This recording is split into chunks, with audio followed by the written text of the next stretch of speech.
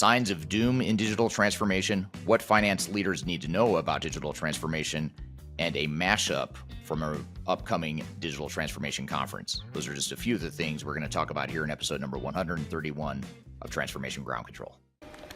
This is Transformation Ground Control, your source for all things business, technology, strategy, and change. If you're growing your business, leading change within your organization, or undertaking any sort of operational or technology change initiative, this podcast is for you. This show covers what you need to know about digital transformation, organizational change, operational improvement, and business growth. 5, 4, 3, 2, 1. And now, here's your host, Eric Kimberling.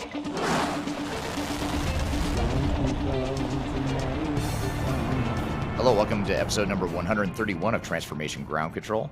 This is the podcast that has everything to do with digital transformation, including the people, process, technology, and strategy sides of transformation.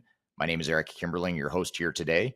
I'm also the CEO of Third Stage Consulting. We're an independent consulting firm that helps clients throughout the world reach their third stage of digital transformation success. And joining me, as always, is my colleague, Kyler. I should know your name by now after, a couple of years of doing this. It's not Kylie, it is Kyler Cheatham. I don't know where I got Kylie. Kyler Cheatham is our co-host. So Kyler, or not Kylie, thank you for being here today. Maybe we should just go with Kai.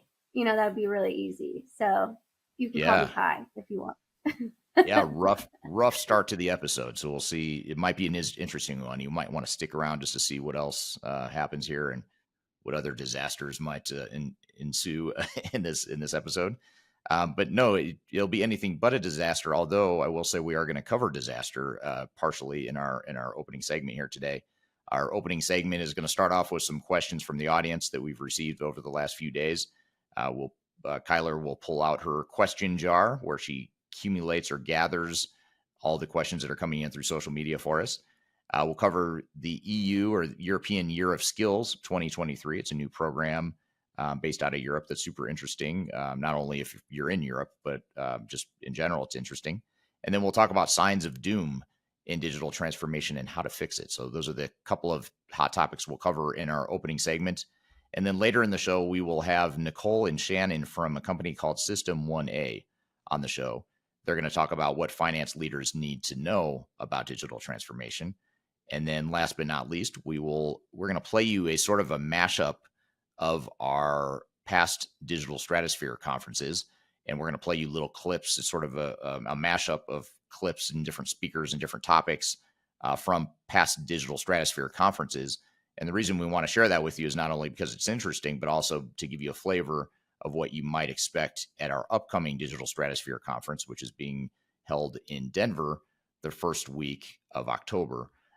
So if you're interested in joining us in Denver, Colorado, if you're interested in joining live, please go to stratosphere2023.com to learn more about the event. It's a great technology agnostic event. We'll talk more about it later in the show, but we'll give you a flavor of what sorts of topics you might hear from different speakers in that conference as well. So that all being said, that's what we're going to cover here today. But let's start with some of the questions you've got for us here today, Kyler. Yeah, absolutely. Well, our question jar is fresh with new questions. If you do have questions for Eric or that you want us to cover here on Transformation Ground Control, you can actually comment on any of Eric's social media. He's on pretty much every platform from TikTok to LinkedIn to YouTube with the hashtag Ask Eric, and we will pull your questions and ask them here live. He's never seen any of these questions, so it is definitely an authentic response. You can also, wherever you're joining right now, can pop the questions in the comments. We aggregate all of those and bring them to future episodes. So with that, let's get into it here. So this is an interesting question. This talks about customization versus kind of off-the-shelf products. So do you think ERP is better than a company-specific system or a system that a company has customized to their specific needs? Hashtag it depends. Let's get it out of the way up front. No, it does depend. I mean, I know there's a lot of purists on both sides of this argument, and I'd say most people in the industry are probably pretty biased or purist about not doing customization, um, because there's so much good commercial off the shelf software available. It does beg the question of why would you customize if you don't need to?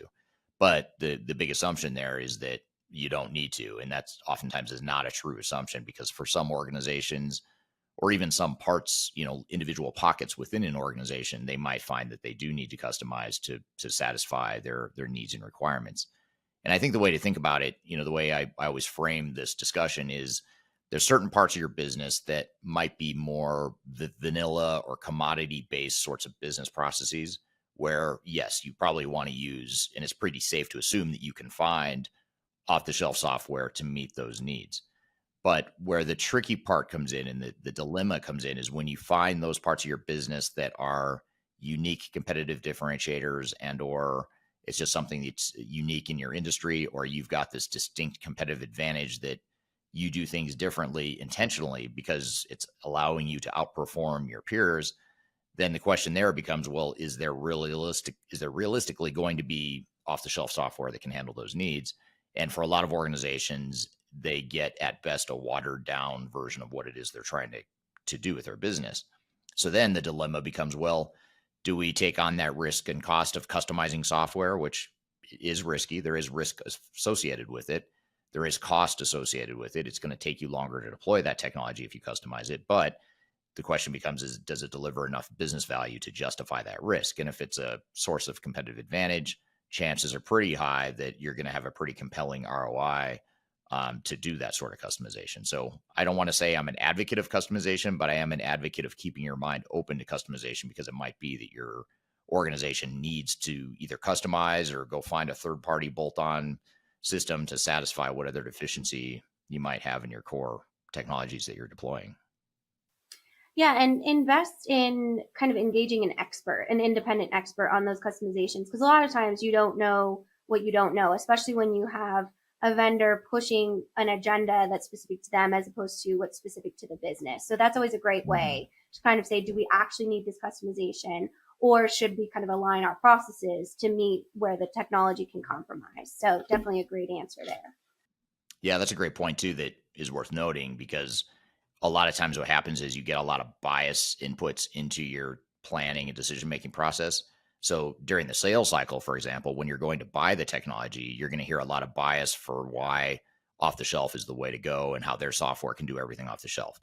And that's what they're selling you, is this vision of off the shelf software. So then you end up with an unrealistic expectation, assuming that the off the shelf software is going to be able to do everything you need it to do. And reality is probably not going to do everything you need it to do.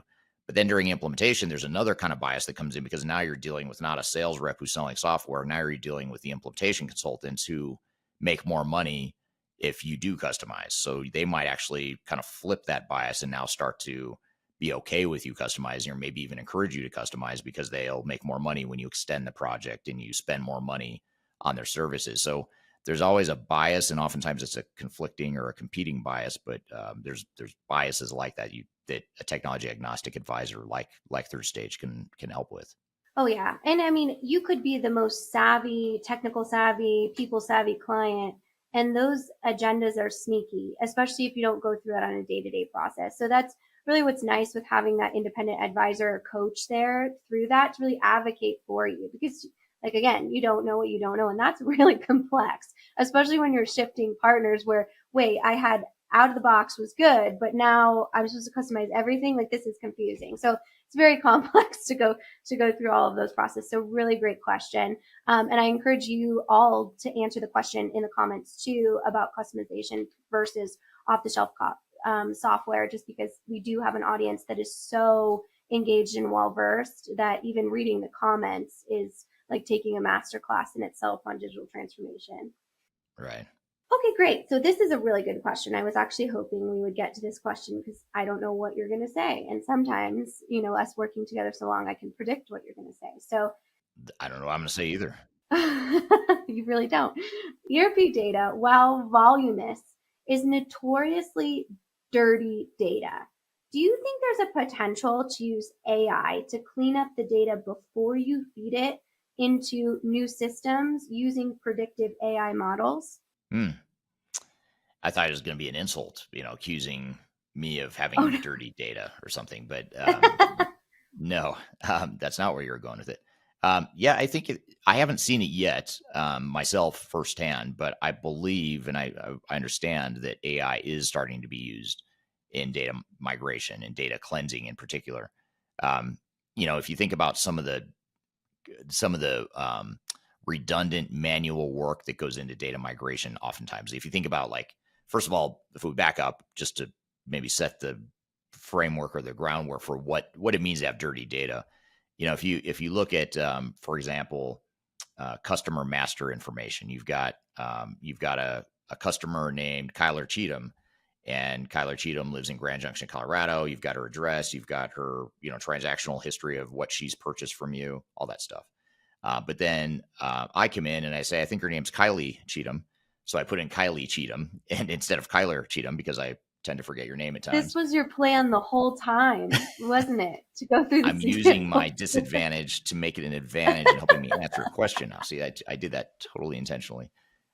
Man. So now we've got two sets of data that is really the same customer. It's Kylie is actually Kyler Cheatham, and now we've got to figure out how to merge that. Now that may not be the best example, actually, because AI. I don't know if AI could pick up on that. They probably could, actually, because it would have the same address but a misspelling of the first name, and so AI would be able to pick that up and see that there's a duplicate, two customers, and now you can't report on that customer accurately. You can't have clear visibility into what that customer does or did, because now you've got Kylie and Kyler as two master records that are splitting the data, or splitting the transactional data that goes with that.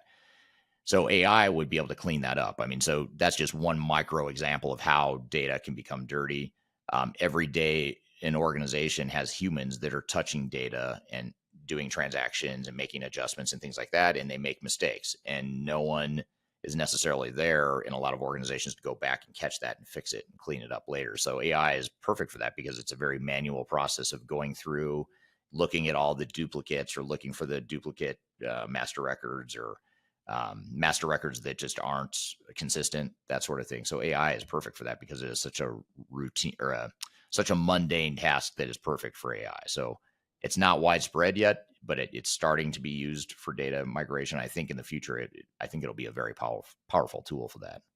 Yeah, definitely a niche opportunity. And since we're talking about my name, interesting fun fact about Kyler/Kylie is I actually was born with a hyphenated last name. That Cheatham is my married name. And because of that, because of the government's quote unquote dirty data here in the state of Colorado and the United States, I've been summoned for jury duty under different last names that are technically within my name, but not my full name, over 15 times.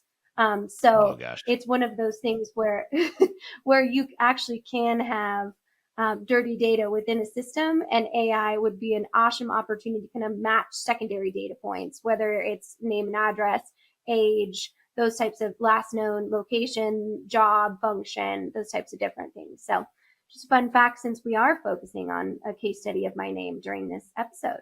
And anything to get out of jury duty, I'm all for. So if AI is going to help you, even though it's a responsibility we have in the United States to serve on a jury if we get called for it, which, by the way, I just got called for my very first jury duty this year. So I feel for you. Not 15 times. I can't imagine. I'm already dreading having to do it, but I can't imagine getting summoned 15 times. So hopefully AI will fix that for you in the near future.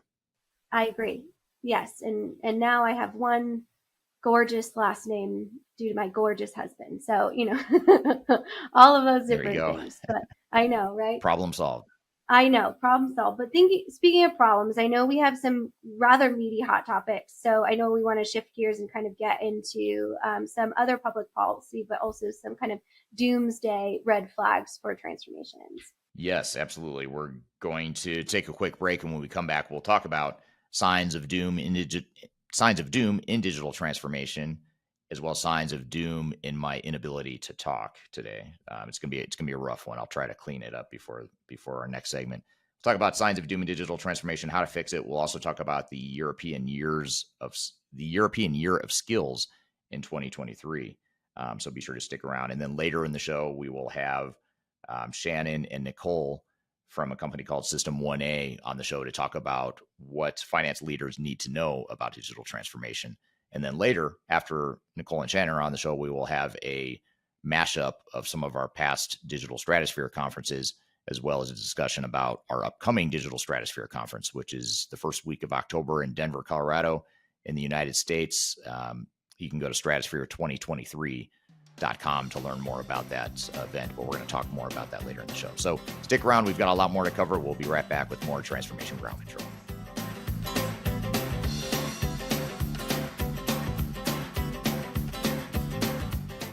If you are aiming for transformation success, turn to Third Stage Consulting Group. Third Stage's independent and technology agnostic consulting team helps clients define their digital strategies, define their roadmaps, and manage their transformations. With offices in the US, Europe, and Australia, our team helps the world's most forward-thinking organizations through their transformation pitfalls and risks. If you are embarking on a digital transformation or business change initiative, contact Third Stage Consulting to see how we can help you reach the third stage of transformation success. Learn more about us and download independent reports, videos, and other best practices at thirdstage-consulting.com.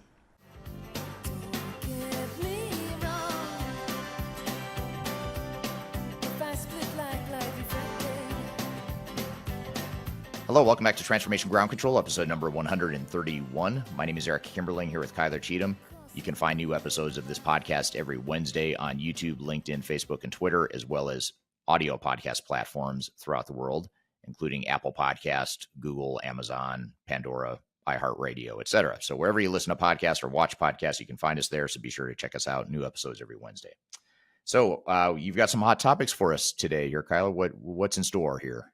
Yeah, so first I want to talk about this really interesting program that's called the European Year of Skills. And I actually found this through an article in Technology Magazine that talked about the importance of upskilling in a digital transformation to create sustainable growth and to maximize those efficiencies through the overall skill set of your workers. And they reference this program. So I kind of want to give you just a little bit of background of like, what is this? So basically, the European Year of Skills, the goal is to help companies in specifically small to medium sized companies address this shortage of technical skills in the EU. So really what it wants to do is promote the mindset of reskilling and upskilling to help people get the right skills for these quality jobs. And let me just give you some numbers of how they got to this.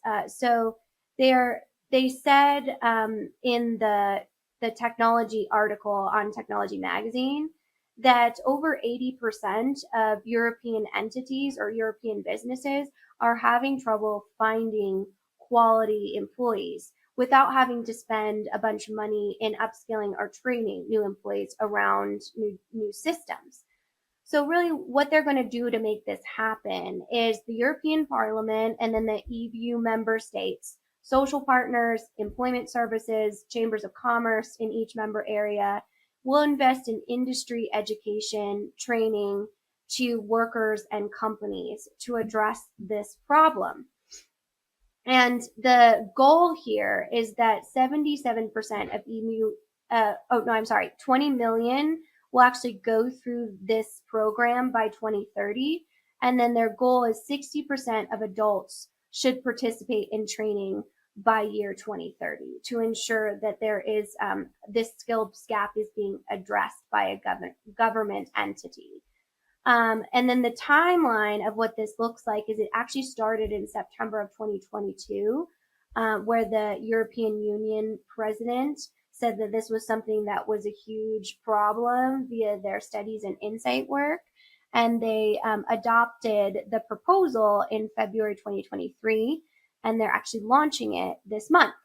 So it's kind of an exciting way to look at addressing any skills gap, but with the support of a government entity. So it is a stark difference to kind of what we see here in the United States, which our kind of cultural navigation is how do we regulate technology companies and ensure that we understand the importance of data security or privacy. And so we've taken kind of a different turn as opposed to kind of embracing the workforce. So I wondered if you could kind of give us an idea of what your feedback would be, maybe in a comparison between the United States and the European Union's approach to upskilling workers, because we really only see that in more privatized companies right now. Yeah. Yeah, I think not to get into my too far into my personal political preferences, but generally speaking, I'm not a fan of government intervention in much. I would consider myself somewhat of a libertarian as far as just minimizing government's role in society. But I do think that when it comes to this stuff we're talking about, government can and should play a really active role in shaping the workforce of the future. Because one, as you were describing this whole backdrop, Kyler, one thing that came to mind was when Walker Reynolds was on the show several months ago, maybe sometime last year. He's an industry 4.0 kind of guy. And we were talking about AI at some point in the conversation, and he made the comment, or he referenced a study. I don't know if it was a study or his own assumption, but he made the comment that his prediction for the future, or the study predicted in the future, that the average worker in the workforce is going to have to have a much higher IQ and a much higher skill set to be able to survive in the economy going forward, particularly because of AI. And so it's basically the whole premise of the thread of the conversation, if I remember correctly, was that the workforces of the future need to be a lot smarter because of AI, and AI is transforming workforces a lot quicker than any other technology we've seen in the past. So I think if you look at that, I don't know that the private sector is going to be able to respond fast enough to build an entire workforce that's going to be required in the future. And so I think it totally makes sense that the EU would do this, or that European countries would invest in upskilling their people to really get ahead of that. And also just because you have to look at the potential displacement too. What happens if X percent of society now is jobless because they just don't have the right skills to be able to work in the future. And technology is accelerating, the pace of change is accelerating over time. And I'm always a little bit leery whenever someone or a group of people freak out about a type of technology, assuming it's going to be this terrible mass thing. But I think it is safe to say that there are definite massive shifts in skills that we're going to need to be successful in the future. So I think it totally makes sense that the government would get ahead of it. My only question is, how effective and efficient can a government be at doing that? But I think that's what they're here for, is to do things like this. So that's sort of my knee-jerk reaction to it. Yeah, absolutely. It's really on the entity or the organization to take the responsibility of leveraging these programs, and so hopefully it's something that they can offer. I remember when I worked for the government for a very short stint of time early in my career, it's how I learned all of my Excel skills, because I took all of their Microsoft classes because they were all free, and it was something that a privatized business had never offered me. So there is opportunity, to kind of learn new things, even if like someone like me who's not a huge technical worker can still learn, a database skills set and be able to leverage that within their day-to-day through efficiency. So I think it's great to see just that support and that overall funding from not only the government, but also partners when it comes to wanting to create a more intellectual and technical savvy workforce. Yeah, absolutely. Let's talk about the doom and gloom. So according to Forbes, and this is actually a newer study, so this is a bigger statistic than we actually have said in the past. The risk of failure in digital transformation is 84%, which is staggering, right? And it's incredible. And instead of cost savings and lower stress, they often serve up budget overruns, extended timelines, exhausted teams, and frustrated executives that kind of throw up their hands and walk away, saying this is taking too much time, as I'm, preaching to the choir here. So a lot of these roots of failure come from a variety of things that you talk about specifically. But there's actually one initiative in here that I kind of want to dig into that I haven't heard you or our team talk about a lot, but I have heard it mentioned specifically recently. So I want to go over kind of the critical failure points that we talk a lot about, and then dig into one specifically. So change management. So, and again, this is another study from Forbes. It's a recent study. approximately 75% of change efforts flop, which I'm, again, shocked at. So we talk about a lot about change management. We can definitely go back to that one too. We talk about internal teams should own their transformation, and they give a case study here that I just want to touch on real quick. Obviously, I'm excited about this article, but Miller Coors really learned this the hard way in 2013 after spending $100 million on a failed ERP implementation without internal expertise or advisors to steer the transformation or guide their implementation partners. Can you imagine? So they completely outsourced it, lost $100 million because they had no internal team and no independent and technology agnostic advisors to guide their partners. So their partners ran away with their own agendas and their implementation failed. Fascinating. I think that one's in our top 10 list of digital transformation failures of all time. I didn't know the price tag was that high, and I don't think it was that high at the time we did that ranking. But we have a YouTube video and a blog about that if you want to learn more about the Miller Coors debacle or other doom and gloom situations too. And maybe a refresh would be cool too. Do a Yeah. little duet with that video too, maybe on TikTok or something to kind of bring us up to speed of what's happening now. Because to your point, those failures don't just stop when you decide, or the cost of failure doesn't just stop when you decide to forego the implementation. They continue to increase or compact. So another one of these red flags is a combined or collaborative goal. So what are you trying to achieve? What's the vision of the digital transformation? If there's none of that, or, are you trying to reduce cost of goods? Are you trying to, reduce production rate and create efficiencies? What is the business case around that? And then understanding, I call it the third stage, we call it the third stage here, but right here they call it kind of the maintenance post-launch phase. What does that look like?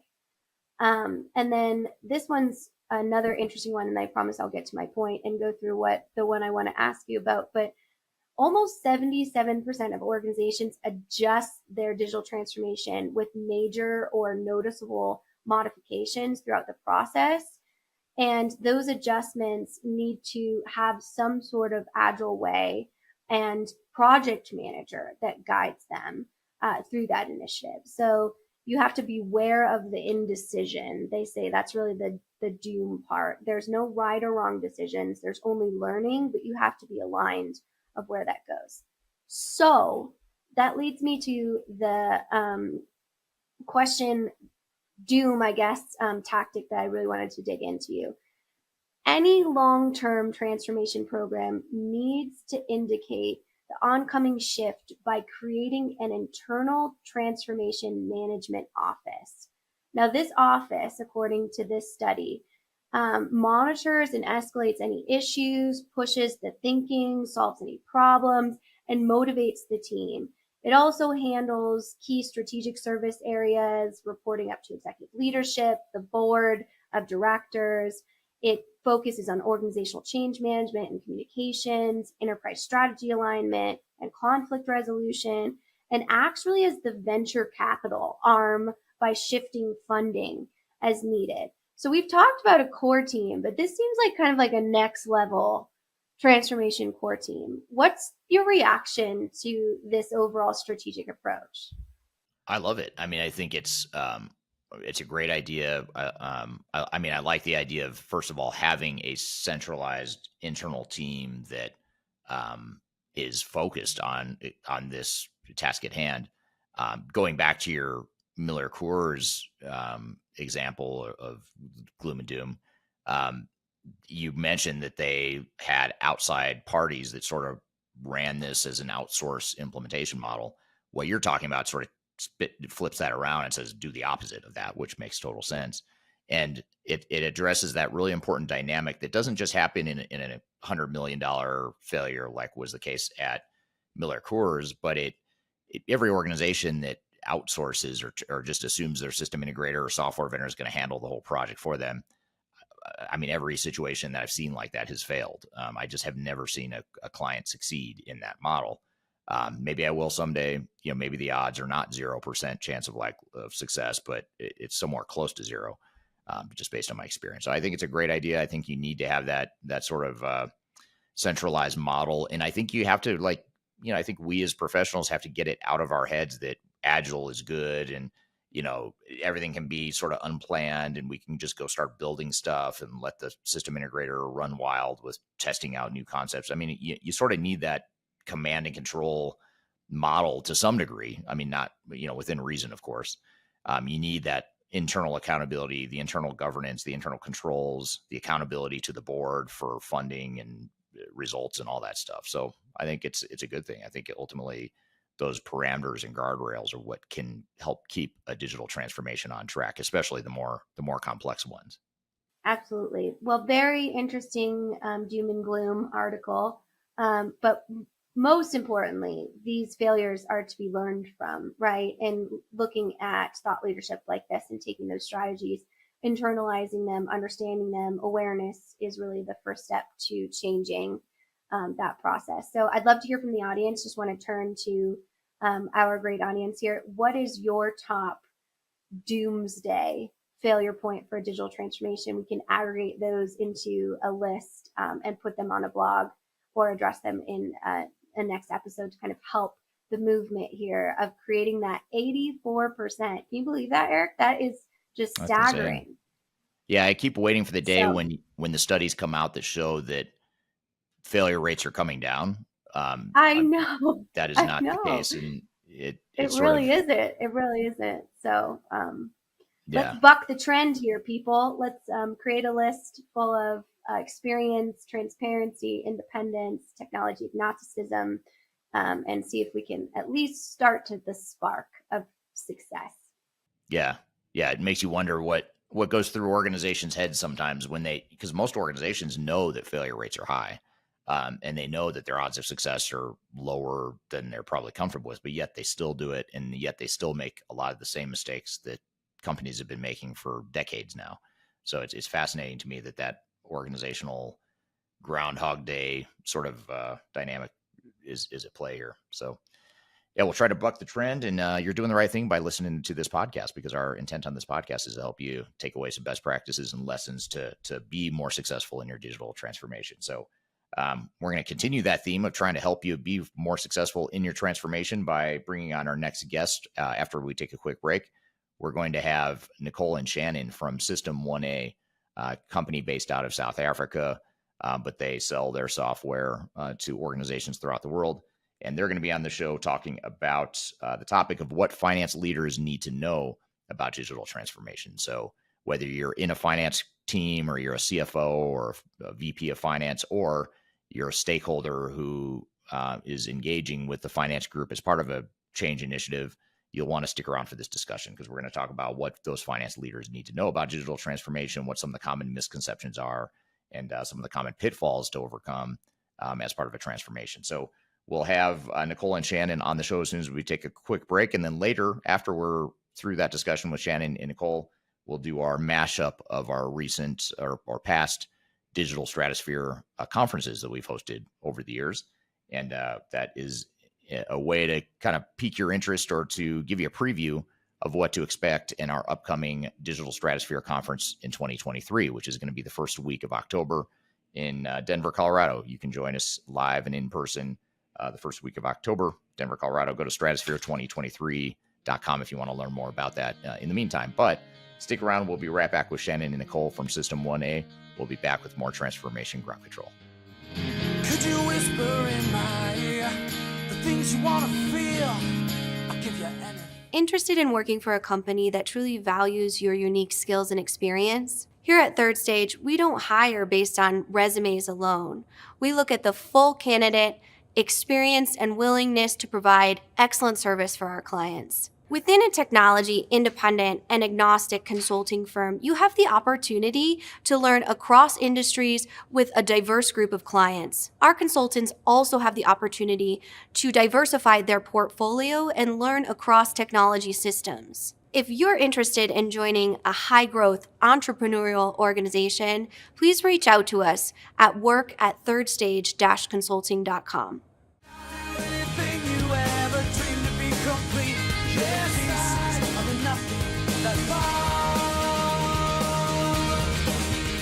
Hello, welcome back to Transformation Ground Control, episode number 131. My name is Eric Kimberling here with Kyler Cheatham.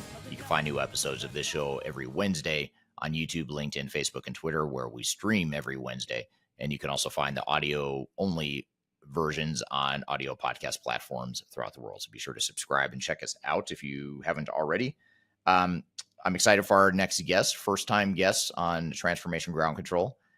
It is Shannon and Nicole from a company called System 1A, based out of Johannesburg, South Africa, but they have clients throughout the world, and they sell their software to clients throughout the world. And they're on the show here today to talk about what finance leaders need to know about digital transformation. And the reason I'm so excited for this discussion is because a lot of times organizations go into their digital transformations thinking that one single technology, such as an ERP system, is going to be able to address all of their needs. And what we're going to dive into here today is finance and accounting groups in particular. What are some of the challenges they face in digital transformation? And what are some of the tips and tricks and best practices we can share and discuss to help those departments and those organizations through their transformations? So with all that being said, Shannon and Nicole, welcome to the show. Hi, Eric. Thank you so much for having us on your podcast. We're very excited to be here with you today. My name is Nicole, and I'm from System 1A. I'm the Director of International Sales. My background is actually psychology and psychometry, and I've always just been very interested in understanding why people behave the way they do, and more specifically in financial departments, why leaders often make the decisions they do. So that's sort of how I got into the tech space. And I'm now going to let my colleague Shannon introduce herself and tell us a little bit more about System 1A. Awesome. Well, great to see you, Eric, and thanks so much for the opportunity. So my name is Shannon. I am an actuary by profession with a background in complex data analytics and product research and development. So at System 1A, I head up our product division. So very exciting work, just get to work with a bunch of very clever, very creative people, building new products and building new partnerships. And yes, it's very exciting to be here. So I guess that's enough about myself. Maybe to just give a little bit of background into System 1A. So System 1A, we've been around for just over 10 years. I guess to just describe System 1A in a single descriptor, you could say we are a management and digital transformation platform for businesses' accounts receivable and accounts payable processes.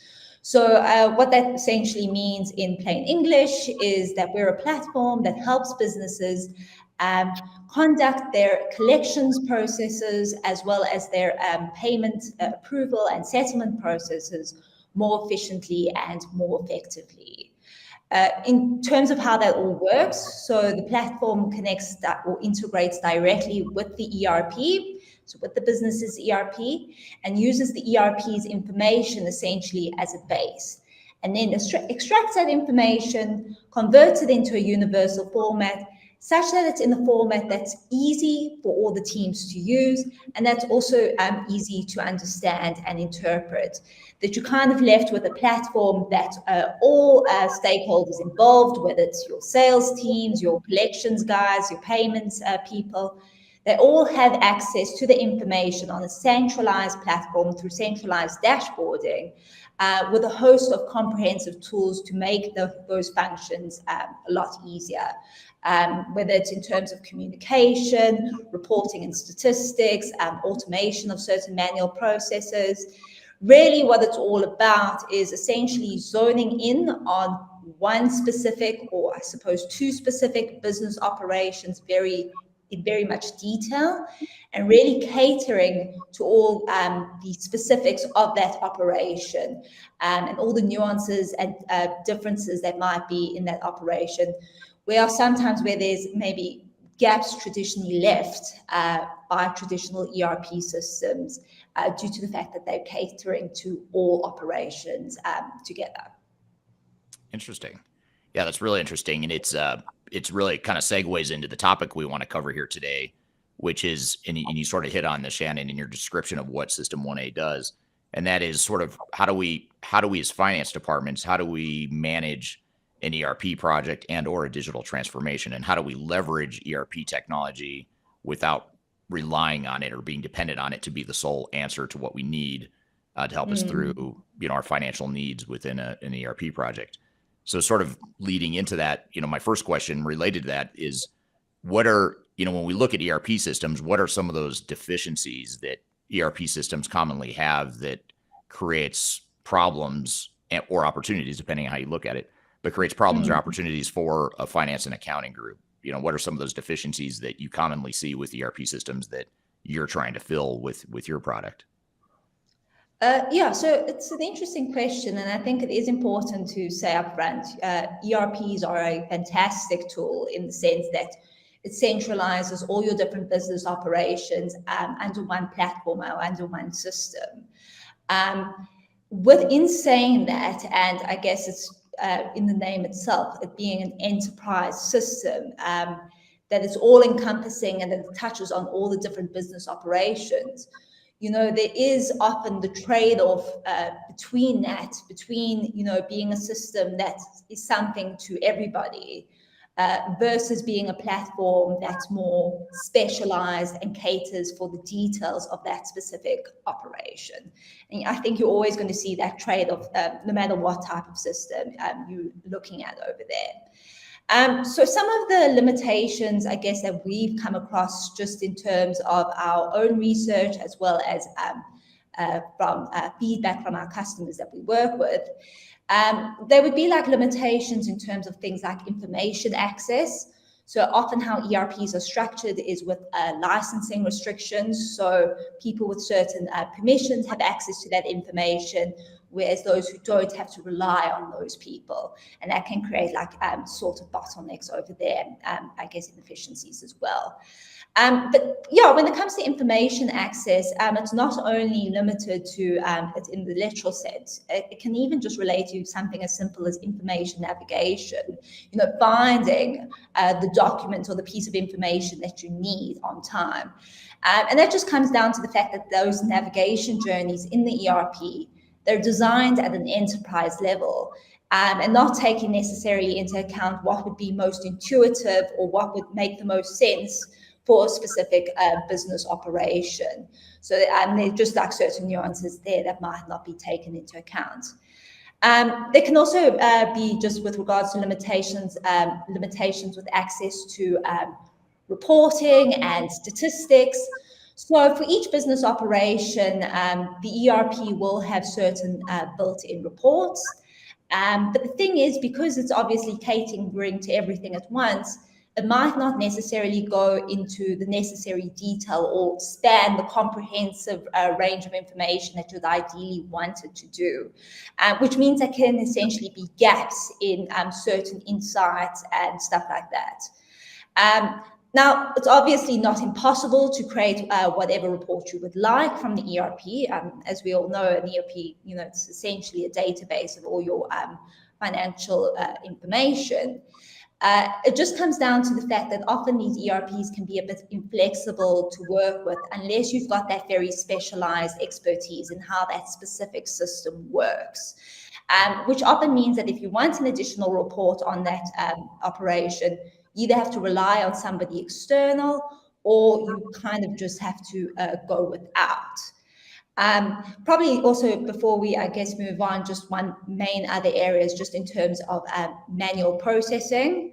So the ERP is very good at dealing with things that are generated inside the ERP. So if you're generating something like an invoice, credit note, etc., obviously that's very automated and works very well. There can be significant manual processing when it comes to processing information that's generated outside the ERP. So that could be documents that you're receiving, let's say, from your suppliers. Often you have to manually enter those type of things in one at a time, looking at a piece of paper. So obviously, it can take a lot of time in that way. Or even when it comes to, document chain linking. So consolidating documents generated inside the ERP with those generated outside, like an invoice that's generated in with a proof of delivery, let's say, that's generated outside. Often there's a lot of manual processes required to do that. So it can take a lot of time and obviously put strain on your team's resources. Right. So you're saying, it sounds like you're saying that the functionality of ERP systems is focused on enterprise-wide integrated end-to-end processes, which is a strength of ERP technology in general. But when it comes to going deep within the specific needs of a finance or an accounting professional, that's where sometimes you're lacking in terms of the ability to access information or the ability to have an efficient workflow. Is that sort of a summary of what you're saying?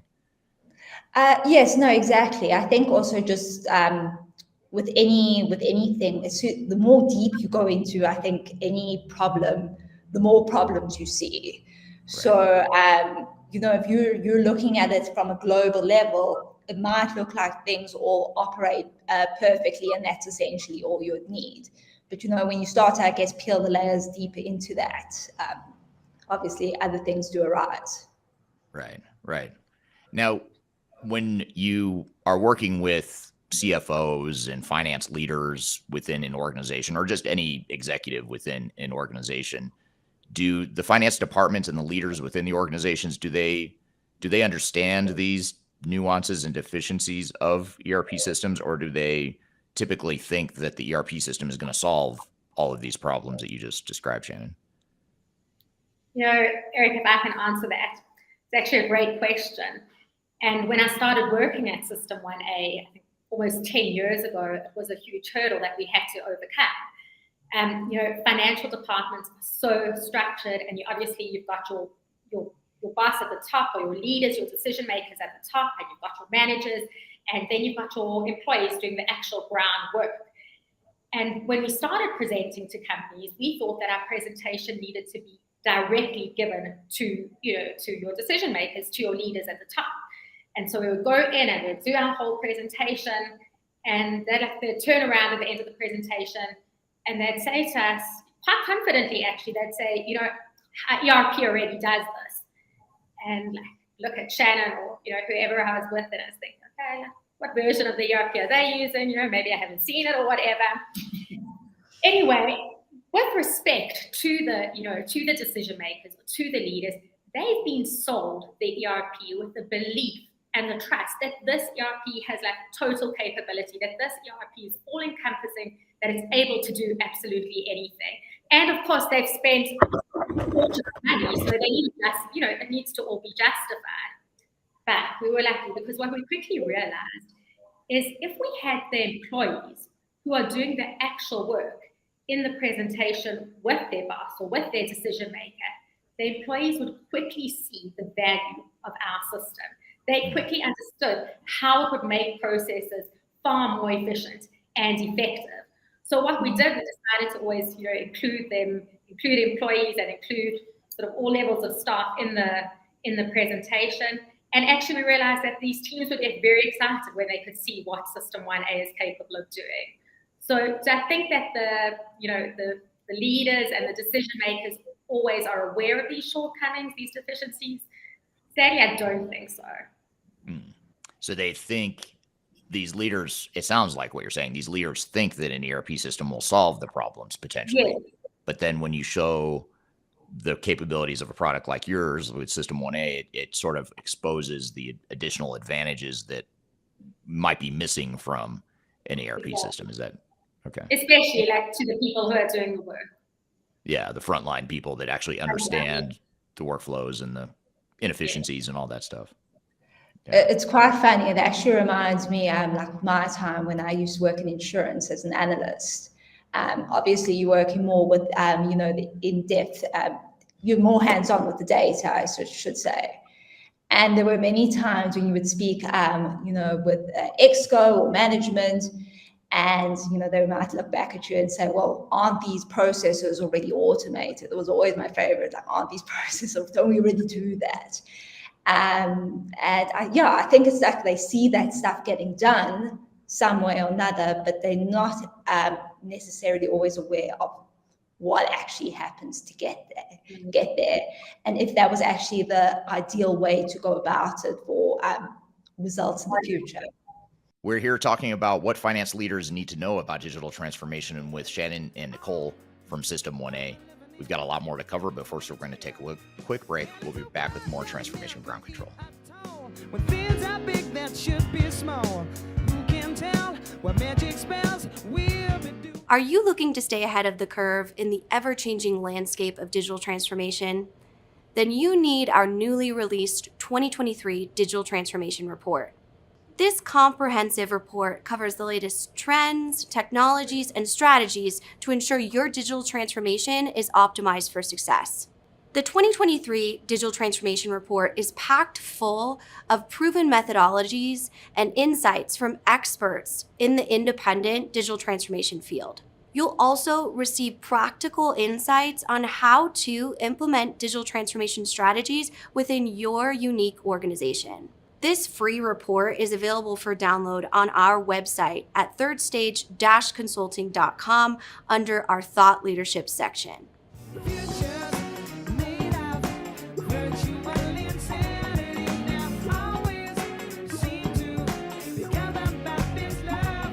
Hello, welcome back to Transformation Ground Control, episode number 131. My name is Eric Kimberling here with Kyler Cheatham. You can find new episodes of this show every Wednesday, streaming to YouTube, LinkedIn, Facebook, and Twitter, as well as on audio podcast platforms throughout the world every Wednesday.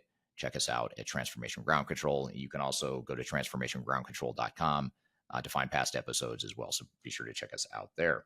So we're here in a conversation with Shannon and Nicole from System 1A, talking about what finance leaders need to know about digital transformation. Let's jump back into the conversation. Here's a really interesting audience question. I want to shift gears. I know I said I'd get through my questions first, and you guys were prepared with my questions, but it's no fun if I don't throw a curveball early on in the conversation here and throw in a different question. But this is directly related to what Nicole and Shannon, what you were just saying. So I kind of want to come to this question. This is from Kyler on LinkedIn, and she says, if you are a CFO or a financial department head, what are some key questions or considerations you should ask the vendor during the selection process? And maybe, I guess you could answer this however you want, whether it's about ERP systems in general, or whether it's, sort of a best of breed or a bolt-on solution like System 1A. What are some of those things that you could ask to really drill into understanding whether or not your chosen technology or the technology you're considering actually addresses some of these needs that you both have described so far? Yeah, sure.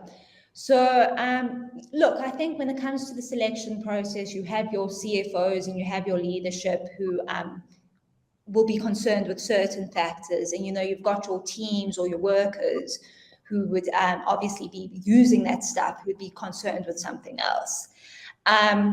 I guess when it comes to leadership, you can always ask maybe more high level and general questions, just in terms of things like security, in terms of, just getting some sort of conceptual understanding of how a specific application can help your business processes. And I think you can essentially ask anything. But I think in order to get that level of, confidence that it's not just somebody who's comes across very well and is, presenting their product or their solution very well, I think there is some sort of value in including people who are actually going to be interacting with that technology on a day-to-day basis. Because some of the things that the vendor might speak to, it might not necessarily relate to you as somebody who doesn't necessarily work hands-on with that type of stuff on a day-to-day basis. So it's a mix of both, I would say. Yeah, sort of gets back to what Nicole was saying about getting those frontline people involved in the evaluation, and they themselves might have some good questions that help uncover the capabilities or the deficiencies in whatever technology they might be considering. Yes. Here's an interesting question. I think I've asked you this question before today, as we've gotten to know each other over the last few months, but this is an interesting question that a lot of people might be wondering. This is from Dan on YouTube, but what ERP systems do you use or prefer? Maybe from the context of, what ERP systems do you find that System 1A particularly helps fill some gaps, or are there ERP systems out there that are particularly good at some of these finance and accounting challenges that you've talked about? However you want to answer that is fine with me. So maybe let's just preface by saying, when it comes to ERP systems and the structures of ERPs, on the front end, we're not front end experts. So in terms of what actually is the user journey when interacting with the ERP, That's not necessarily our expertise. So when it comes to what we do on our side is we interact with the ERP via the back-end data tables. And the thing is, with different ERPs, it might sit in different places, it might get recorded in different positions and stuff like that. So often there's just more of a, solve the code or solve the key in order to ensure that we're extracting and presenting the right information. But yes, I think, we work with a wide range of different ERP systems, many of the main or tier, I think like tier 2 and tier 1 major ERP systems.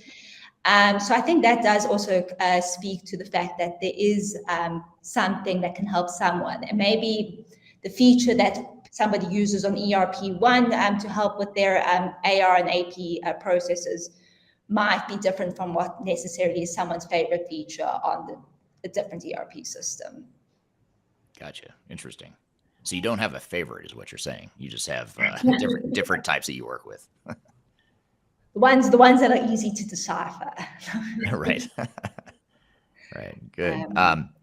So some of these challenges that you've both described so far with, finance and accounting groups and what some of their needs are versus what they actually get from an ERP system, what type of business value or business benefits are at stake? When you look at, I think you've sort of touched on it maybe a little bit, or you've implied what some of the business benefits are so far, but when you really dig down into it, what are where are the biggest areas or biggest sources of business value or untapped business potential that you're looking to fill?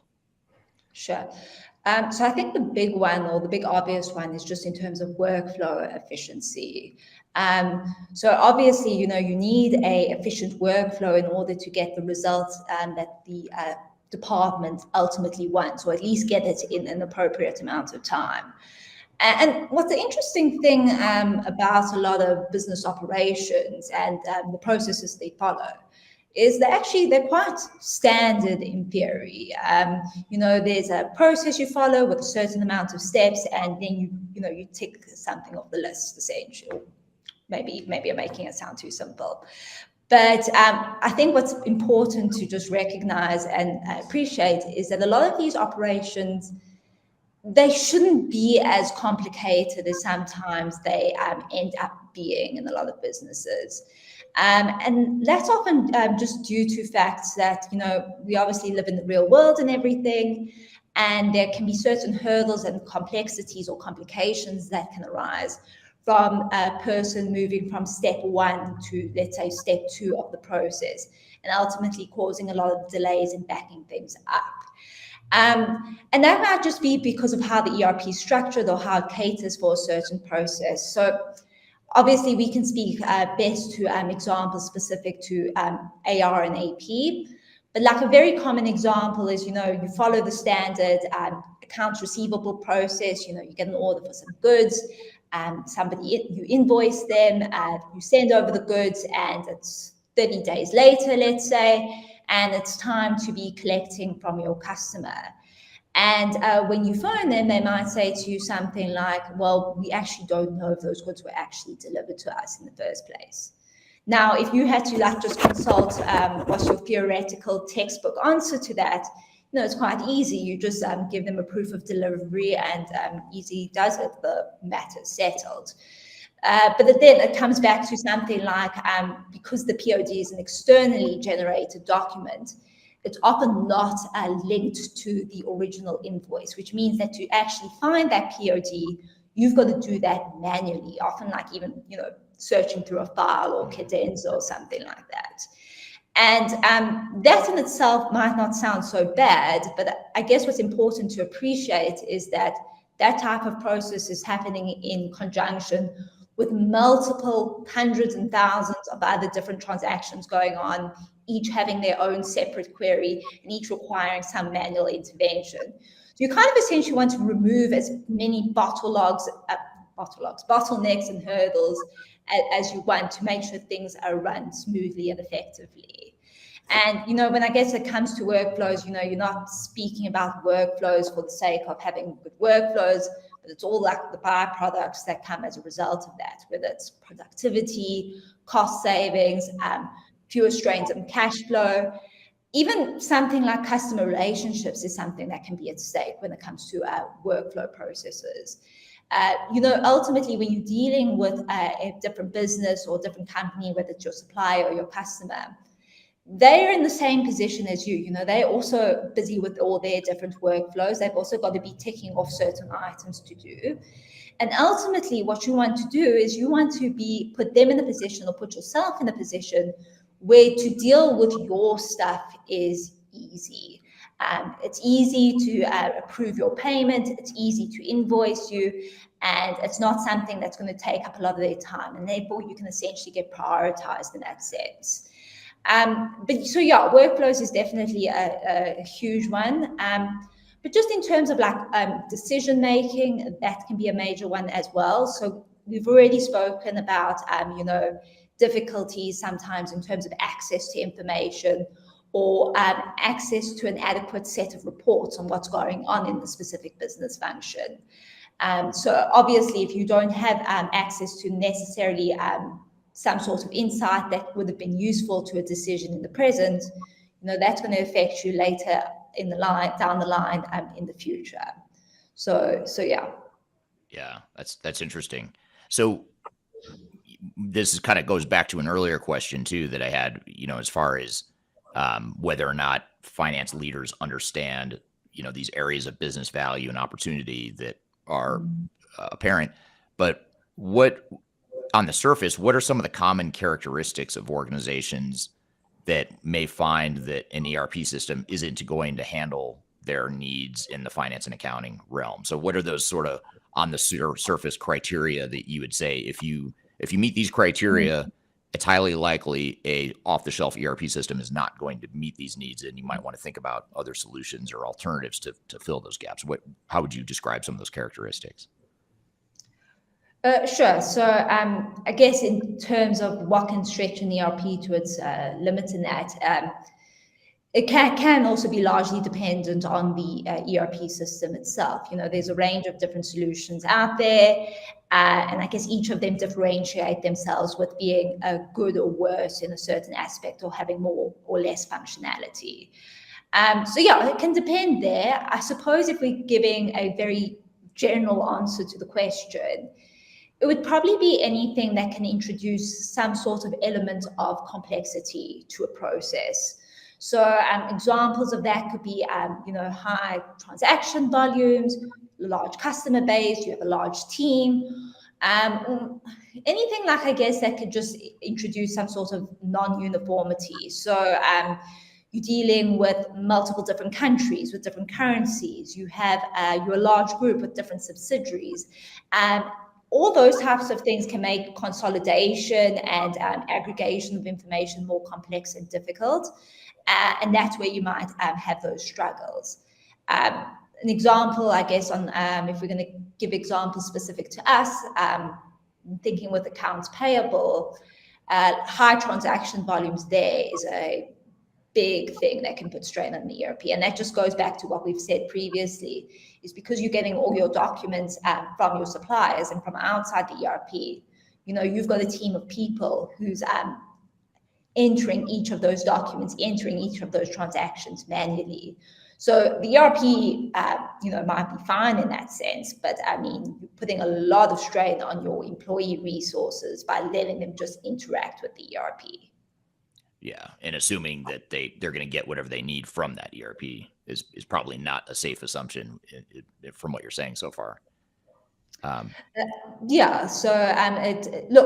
it just depends, I guess, on the circumstance. Like, it's either just that they can do it, it's just going to take a lot of time, or it can be just difficult to do. So if you're working with multiple subsidiaries, each, all the different information comes in different formats. If you're using different ERPs in that,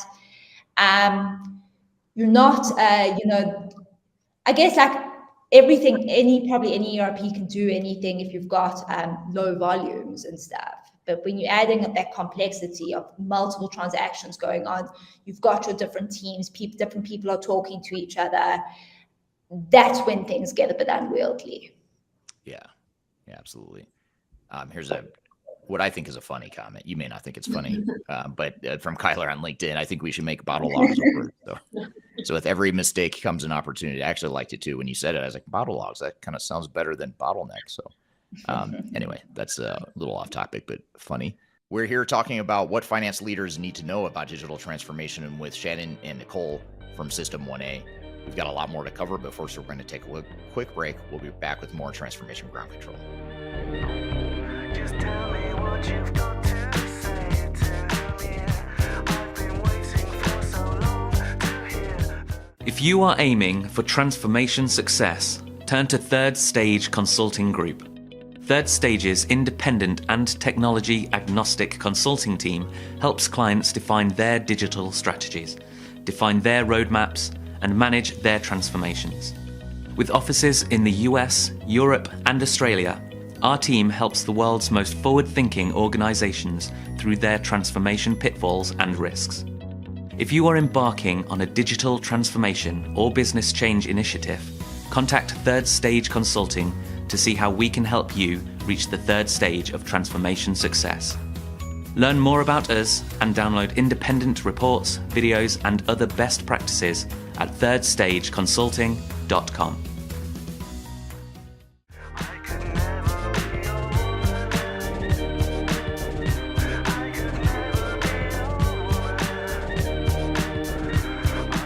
Hello, welcome back to Transformation Ground Control, episode number 131. My name is Eric Kimberling here with Kyler Cheatham. You can find new episodes of this show every Wednesday, streaming to YouTube, LinkedIn, Facebook, and Twitter, as well as on audio podcast platforms throughout the world every Wednesday. Check us out at Transformation Ground Control. You can also go to transformationgroundcontrol.com to find past episodes as well, so be sure to check us out there. So we're here in a conversation with Shannon and Nicole from System 1A, talking about what finance leaders need to know about digital transformation. Let's jump back into the conversation. So coming back to what you were just talking, what Shannon was just talking about, another follow-up to that would be, why don't everything you're describing sounds simple enough, or not simple enough, but sounds fundamental or basic enough. Like every finance and accounting department needs to do a lot of these things you guys have both been describing so far. So why is it that more ERP systems don't just fix that problem or provide that capability? Is it not that simple, or why do you think that is? Eric, as we know, ERPs are just very, very complex systems, and they're there to gather data and deal with huge, huge amounts of data. And at the end of the day, they're very complicated databases. And actually, as the ERPs progress, what we see is they're simply iterations of the previous versions, not that much change happening. So traditionally, if we look at the model of the ERP company, we see that these ERP companies have this huge army of value-added resellers. And it's their domain to get the ERP system out there. It's their role. And obviously, it's also the way that they earn their income. So not only is it their job to go and implement the ERP, but then it's also their role to be there along the way, should the client have specific needs that need to be catered for customized bespoke reports, And I think that ERP companies actually choose and expect their value-added resellers for this to be their domain, for them to deal with, the things that come along with it, the additions, and it's their way of earning money. I feel like it's almost a little bit political in a sense. And what we've done over the past few years, Eric, is we've partnered with many value-added resellers so that both them and us can benefit from what we have to offer. At the end of the day, I think ethically we should all be wanting to offer our clients the greatest, the best solutions, giving them the most capabilities. And often by working together, we can really achieve that.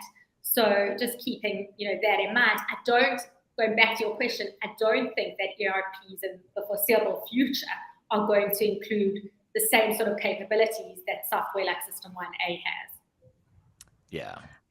Especially as more of these big software vendors are kind of still working on that migration to the cloud and sort of rewriting their code to be fully cloud or SaaS solutions. They're still trying to get caught up on just the basic functionality, Yeah. not to mention some of this more advanced, and it's not even advanced functionality that you're describing, but yet so many ERP systems don't do what you're describing there.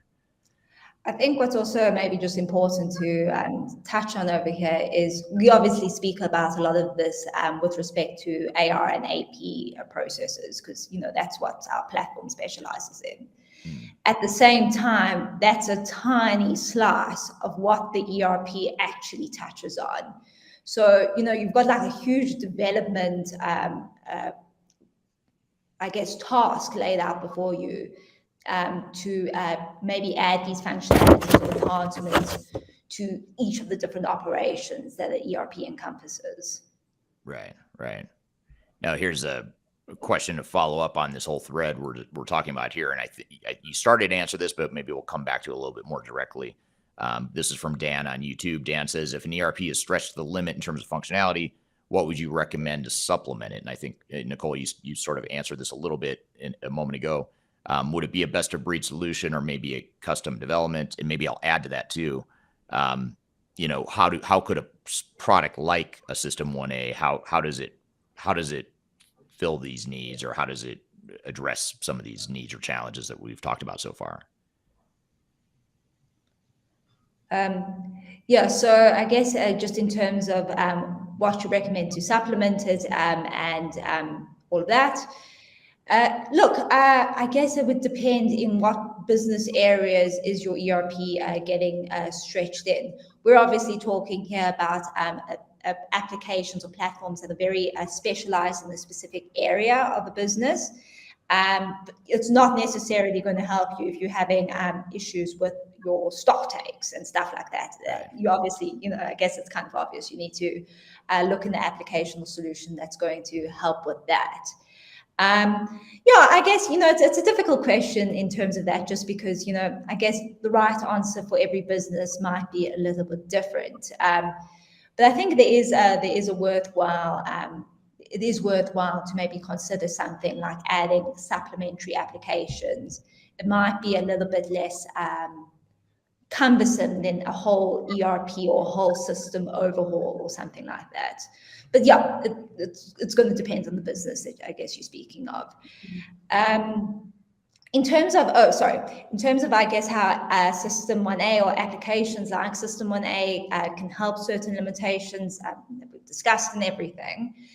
It comes back to, I guess, what we've already said, that the fact that you've got these applications that are specialized with regards to a very specific function, and therefore they're taking into account those areas where potentially the limitations of the ERP can be stretched. So to just give maybe some examples of that, with regards to the AR and EP side of things, and maybe could expand to, I guess, other operations as well. Things like information access. So we've spoken about that like in a literal sense in terms of licensing, whereas you can have something like an add-on application which connects directly to your ERP, even if it's via a read-only connection, but essentially takes that information and populates it on a platform that can be used by everyone as and when they need it, and you don't need to take into account, the difficulty of going through somebody with a license. It also can take into account things like we've spoken about information navigation journeys. So again, making that more intuitive to the specific department that you're dealing with versus, designing that at a global level. So it can make those things much easier and more efficient. We've spoken, I guess, already about like reports and stuff like that, and just having access to a comprehensive set of information. So I think we're quite good there. But also can relate to things like where you have complex situations such as, you're dealing with multiple ERPs at the same time because you've got different subsidiaries, or you have a merger, or you're moving from one ERP to another. Because you have an application that's rather one ERP that's taking into account all operations, but instead is specializing in a specific operation across all ERPs, it enables all those different ERPs to essentially talk to one another a lot better with respect to that function. So whether it's that you're trying to consolidate information across your different units, you're in a merger, or you're trying to move from one, I guess you're in some sort of digital transformation stage yourself, those types of things can be a lot simpler just because that application has expertise across the different ERPs, or at least knows what they're all about. There's also so there's also like things for like support, just for like ancillary functions that can help support core ERP functionality. So like for our side, communication is a big thing, making sure that that communication takes place in a centralized platform where everything else is taking place versus something that's taking place externally and potentially getting lost or forgotten about. Right. Yeah, it makes total sense. Here's a question that I think is a really good one. It's addressed specifically to you, Nicole, but either of you can answer this. But this is from Jeffrey on YouTube. Jeffrey says, do you happen to deal with clients with silos in their organization? And how often do you address the situation in order for your solution to deliver its intended value? What are your thoughts? I'm going to let Shannon answer that. Sorry, let me see the question. Do you happen to deal with clients with silos in their organization? How do you often address the situation in order for your solution to deliver its intended value? Look, yes, I think you can have a situation where there are silos, like sales is very separate to one another, and then you've got collections and all of that. The way, I guess, sometimes you've got the challenge that you've gone through a specific team first when you're starting that onboarding journey. And, there can be, I guess, that challenge to make sure that the other stakeholders involved in that process are also, speaking with the application or participating in the application and getting value there. It's a combination of the two. I suppose the thing is you need to, I guess, communicate that to your clients to get the other stakeholders involved. But there is always, I think, some dependence on that being driven internally. You've got that collaboration between your different departments or stakeholders. Got it. Yeah. It's very interesting. And it sounds like a lot of the clients you work with are finance organizations that are dealing with silos by definition because they've acquired other companies or they're global multinational organizations, and that by definition creates silos that it sounds like your product and these challenges we've talked about are trying to address along the way. What about, here's a question I think might be on the top of a lot of people's minds, and it might be a trigger for some people listening. So I apologize if I trigger anyone in the audience here today. But let's talk about integration. Is it difficult to integrate multiple systems? Because essentially what you're describing, or what I think you're describing so far, is a situation where you have a core ERP system that's sort of like your single source of truth, but there's workflow limitations, there's transparency and visibility limitations that we've talked about so far. And so now we're talking about potentially adding another system that addresses some of those deficiencies. So is it difficult to do that? And how does the difficulty and cost of integration and having a sort of, I don't want to say it's a total best of breed approach, but it sort of is. What is the cost and value of that versus, the challenges of that? How would you describe the cost benefit of having that sort of best of breed approach where you integrate multiple systems to address these challenges? Eric, I think there are two questions to that, and I'll begin by answering the first part. I certainly can't speak about other add-ons or other software, but what I can say is the beauty of System 1A is the ease with which it works. That is really the beauty of the system. It's a totally seamless integration, and it's totally non-invasive. And I think one of the greatest factors is that within under an hour, we can have a new client up and running and looking at live data, all being able to access their system immediately, the different levels within the workplace, being able to access the information that will make them more efficient and more effective. So I think the ease of implementation, the user-friendliness of our system definitely empowers employees at all levels, and of course managers and decision makers at the end of the day. So that seamless that totally seamless integration is very important to us. And we've seen how excited our clients become that, they can almost immediately and instantly start using the dashboard and start working with our system. Yeah. So what you're saying is there is a cost and maybe a risk. There's a cost and a risk associated with adding a system like a System 1A, but the business value typically would exceed that. Is that a fair summary or statement? Definitely, but I think Shannon, maybe you can add a little bit more about the cost benefit. Yeah, sure. So, probably in terms of assessing risks of integration and stuff like that, probably one thing you would just want to assess is with the application that you're looking at, what are the controls in place such that your core ERP system won't be corrupted. So that's probably like a main risk. Just if we're talking in a general sense, it's probably something you'd want to ask. Given, I guess, System 1A is read-only, nothing gets actually put into the ERP. And in cases where things are put into the ERP by the system, there are certain permissions and approvals that you have to give before you're doing that. We obviously try to limit those risks as much as possible. Look, and I guess in terms of cost-benefit analysis and all of that, I suppose, your role in strategic digital transformation, you're quite aware that any decision or lack of decision you make is going to have costs and risks associated with it, whether it's upfront and it's something that's very obvious, or it's something that's very hidden and down the line. So yes, I suppose there's going to be growing pains when changing up your system or adding different applications. There's going to be costs involved with that, but you're going to have a lot of down the line benefits, or that's ultimately what you're aiming for in terms of efficiency and in terms of cost savings, which is something that I guess on the flip side would be the opportunity cost of not having. If you stay with things under the status quo. But look, it differs, I guess, from different businesses. And I don't think the takeaway from the session should be, go crazy and just add on 10,000 different add-on applications to your ERP.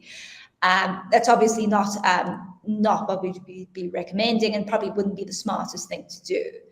I think, though, just given the fact that we are in a position where, change is happening every day, things are evolving, it's important to enter these conversations with an open mind in how those types of applications can potentially benefit your business, and then take that consideration forward. Yeah. And if I could add to that too, one thing that we see with a lot of our clients that are going through the purchasing cycle of purchasing technology for their digital transformations, a lot of times they're sold a vision, an unrealistic vision of what an ERP system can do and why you should not want to consider other alternatives not to replace ERP, but to augment ERP.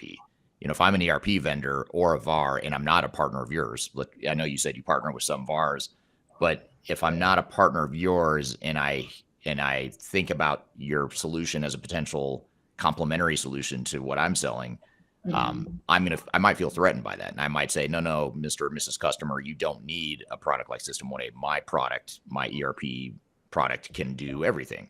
And so in that sales aggression, or whatever you want to call it, or that attempt to sell this unrealistic vision of ERP software, I think a lot of times people end up with a blind spot that says, well, I'm a CFO, vendors telling me their ERP system can do everything you've described and we've talked about here so far today. But I think, those of us that have been through it would find and would argue that that's not true, and that you have to be, to use your words, Shannon, you have to have an open mind as to what the options are out there. That might have been your words, Nicole. I can't remember who said it, but I apologize. One of you said it. One of us.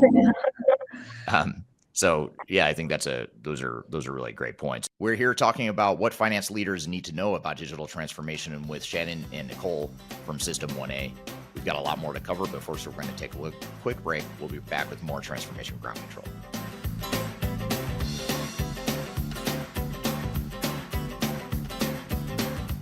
Interested in working for a company that truly values your unique skills and experience? Here at Third Stage, we don't hire based on resumes alone.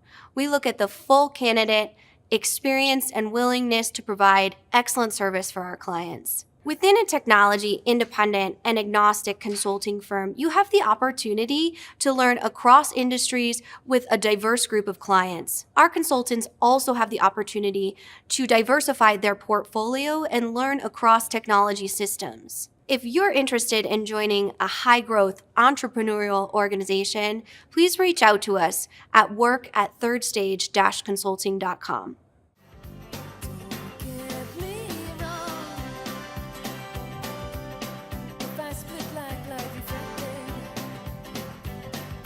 Hello, welcome back to Transformation Ground Control, episode number 131. My name is Eric Kimberling here with Kyler Cheatham. You can find new episodes of this show every Wednesday, streaming to YouTube, LinkedIn, Facebook, and Twitter, as well as on audio podcast platforms throughout the world every Wednesday.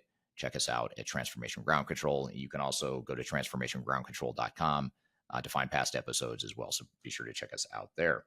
So we're here in a conversation with Shannon and Nicole from System 1A, talking about what finance leaders need to know about digital transformation. Let's jump back into the conversation. Best of breed and integration, those aren't bad words, or they shouldn't be bad words like they used to be. I mean, 20 years ago, yeah, best of breed and integration was kind of a pain. And now, it's not easy, but it's a lot easier now than it used to be. So I think, having that open mind and really looking at what is it we really need, where we can get the business value, and knowing that it's probably not going to be one ERP solution and that's it. I mean, rarely do we ever see that with our clients, that one ERP system is going to solve all of their challenges. Usually there needs to be other systems that augment that. Years ago, Eric, when we started and our first few clients were signing up, and wanted to use our system and everything, we'd always think, wow, they actually have this openness and they have this flexibility and this willingness to change, because it's not always easy to run with change. I think by nature, we're happy to do what we used to and what we believe we bought into. Yeah. Yeah. And kind of along those lines too, Nicole, this is off script here, and this isn't an audience question. It's just a random one that I thought of, is along those lines. Do you see differences in different geographies? Because you're responsible for selling your software, not just in South Africa, but across the world. Do you see like different, differences in cultures or expectations and sophistication and maturities, organizations? Does it vary across different regions from what you've seen? I think there's similarities and differences. I think at the end of the day, and obviously it depends on this particular company, and it depends on, at the CFO level, at the decision-making level, how open and how flexible and how, willing to adapt and how resilient a company is. And I do think that there has been sort of a turnaround, that people are looking, like you say, best of breed is not seen as the word that it was seen as 20 years ago. So there's definitely a general trend towards, looking at what else there is out there. Right. Absolutely. Well, that's good. I think that's probably a positive thing. If anything, just to keep an open mind and to know that there might be limitations in the solution that you're buying, and just being aware of those. That's huge, just to have that awareness and understand. The awareness is everything. Yeah.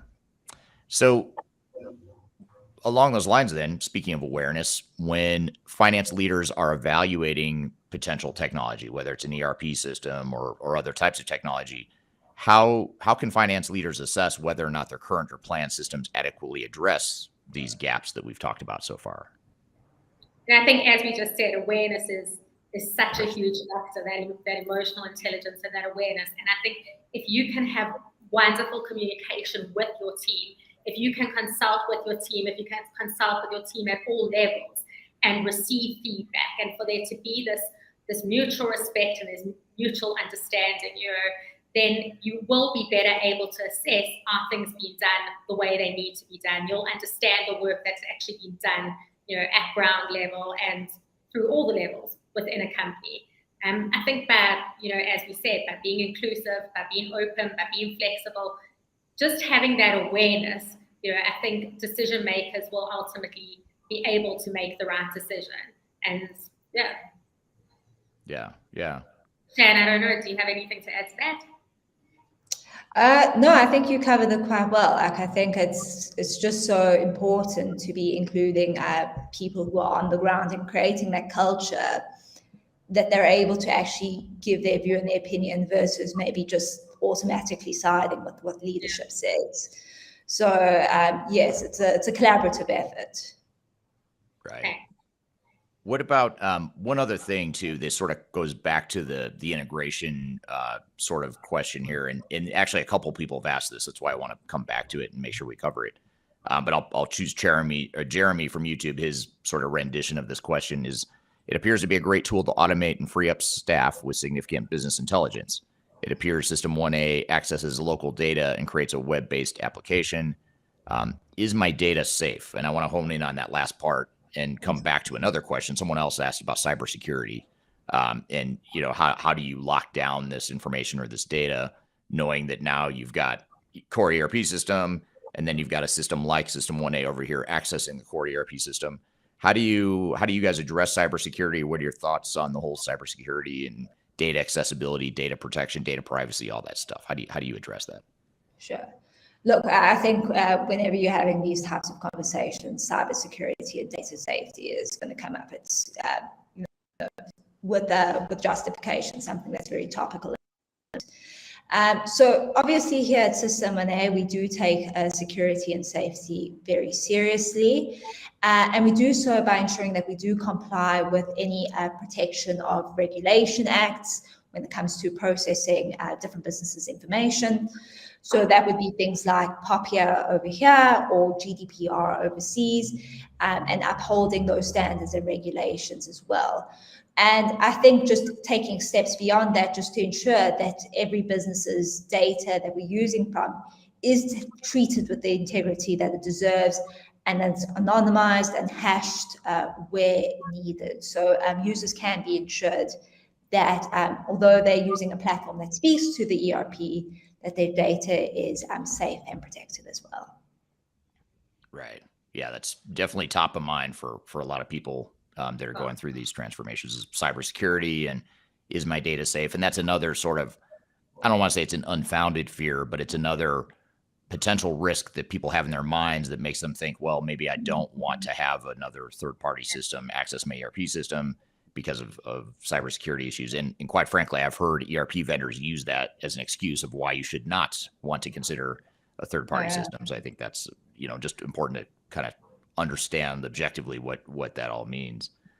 Well, good. So I guess just to maybe summarize everything we've talked about here so far today, are there any sort of closing words of wisdom or closing advice that either or both of you would leave for organizations that are in, you know, trying to figure out how to best address their finance and accounting needs when it comes to their digital transformation? Anything as far as how to get started or other things to consider that we haven't talked about? What would you say to that? Sure. Nicole, do you want to start or should I start? You can start. Okay, cool. Yeah, so I guess just in closing, I think when you are considering your different digital transformation options or your ERP options, I think we've already spoken about the fact that openness, I think, is always key to these understandings, as well as a deep understanding of how a specific operation works.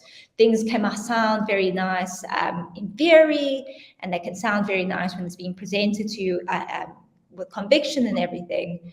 But there is some sort of importance with going into detail in terms of how a specific operation gets done, what are the challenges that your team is facing, and whether there are solutions out there in the market that might be able to address these concerns or challenges. Shannon, if I can just jump in there, we actually, Eric, we always offer clients a free trial with our system so that they're able to see for themselves, you know, how you're able to use it, the ease of use. Like Shannon says, that you have to have that openness, but it sometimes helps if you're actually experiencing it for yourself. Right. And Nicole, since you handle global sales, then Nicole, how do people learn more about the product? How do they take advantage of the free trial? How do they get a hold of you guys? What's the best way to take next steps? Our website, which is www.system1a.com, or our email address. You can email us on info at system1a.com. And of course, on our website, all our information is there, our contact details are there, and there's always somebody who's able to answer any questions and provide you with more information on the system. All right. Thank you, Shannon and Nicole. Great conversation. Really enjoyed having you on the show for the first time and hope to have you on again. We also appreciated all the great questions from the audience as well. Some great conversation and additions to the questions I had. So thank you for that. And we're going to debrief on some of the threads we talked about in this conversation. First, we're going to take a quick break. We'll be back with more Transformation Ground Control.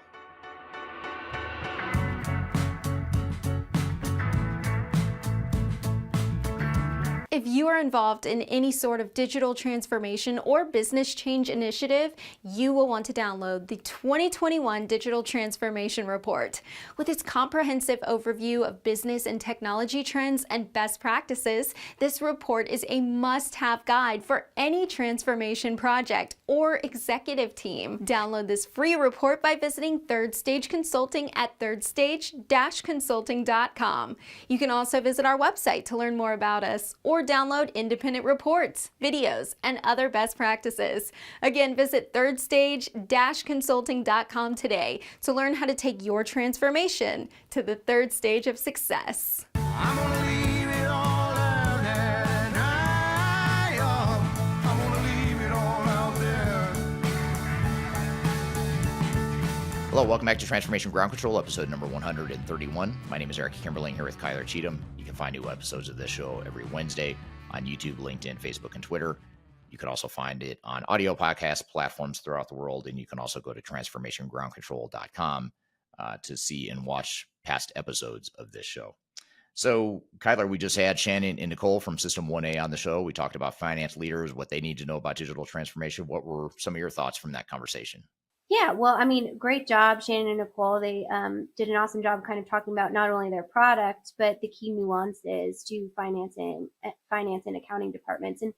And it's a little nerdy, but I'm like fascinated by finance and accounting departments because they not only are one of the most complex departments when it comes to a digital transformation, but they're often the most tenured, and then also an area in which other people outside cross-functional roles have challenges when it comes to getting vendors paid, getting partners paid, setting up new partners. All those different pieces really live within the backbone of the finance department. So it's so critically important, but it's also a unique set of requirements that a lot of people throughout the organization might not understand. So I think it's so interesting and so important to focus on really that key area of the business within a transformation project. Yeah, absolutely. And it's a lot of times it's strange because so often, ironically and strangely enough, finance and accounting groups get sort of overlooked. It's oftentimes the CFO that's writing the checks or approving the checks, but yet he or she doesn't have, the capabilities he or she needs for their teams to be able to do their jobs well, as a result of it. So it's just an interesting dynamic. It is. And when it comes to these specific systems, I think Shannon and Nicole did a great job of kind of talking about System 1A and explaining it. But when you are looking at kind of a specialty system that might either bolt on and enhance a certain area of your ERP system or integrate with it in some way, say you're a very manufacturing supply chain heavy organization and you need a supply chain management system to integrate with your ERP, how do you ensure that key integration strategy is going to be effective when you're looking at these specialty technologies? Because a lot of times they can sound perfect and cool and amazing. But then when it comes to how do they holistically give you data that integrates with other systems and that interoperability of digital operations, how do you make sure that all makes sense, Eric? Great question. In fact, that's a great question. We could have asked the guest as well, but what I would say is that that's part of the evaluation process that you should do when you're looking at potential technologies. Is does the system does it meet the requirements and capabilities that I need for my organization? But B, can it integrate well with other systems? And I think a lot of times people overlook or don't really think much about B, because they get sold on this vision of, this ERP system can do everything you need. Don't worry about integrating with other systems unless it's our own software. The vendors, this is me acting as a vendor trying to sell you software. And that's a big problem. So a lot of times what's important for a lot of organizations is to make sure you have a system that has an open architecture that can be integrated easily with other systems. Or to take it even further, a lot of times organizations are focusing less on the application itself that they're evaluating and deploying and focusing more on a platform. So what's the general platform that we're deploying to give us that flexibility in the future to be able to maybe write our own code to add to the core capabilities of the technology we're using off the shelf, and or to be able to integrate into other third parties or third party applications, that sort of thing. And like we talked about with Shannon and Nicole, best of breed is not a bad thing like it used to be, unless you have a system that doesn't have a good open architecture that's harder to integrate with. For example, SAP has always been notorious for being difficult to integrate with third parties, whereas, say, Microsoft Dynamics or Infor, Epicor, those are, or Salesforce, those are a few examples of systems that have a more open architecture that is easier to integrate with other systems. So if you think you're going to need that sort of best of breed approach, or a system like a System 1A or any sort of application to augment what your ERP system can do, you want to make sure that the ERP system you're deploying allows you to do that. And that's where a lot of organizations get into trouble. Absolutely. That holistic view is so important when you are looking at these types of projects. It could be amazing in the fact that it gives you a really competitive advantage in one area of your business, but if it's not translating effectively to the entire organization, then what's really the value there? So definitely a really important conversation.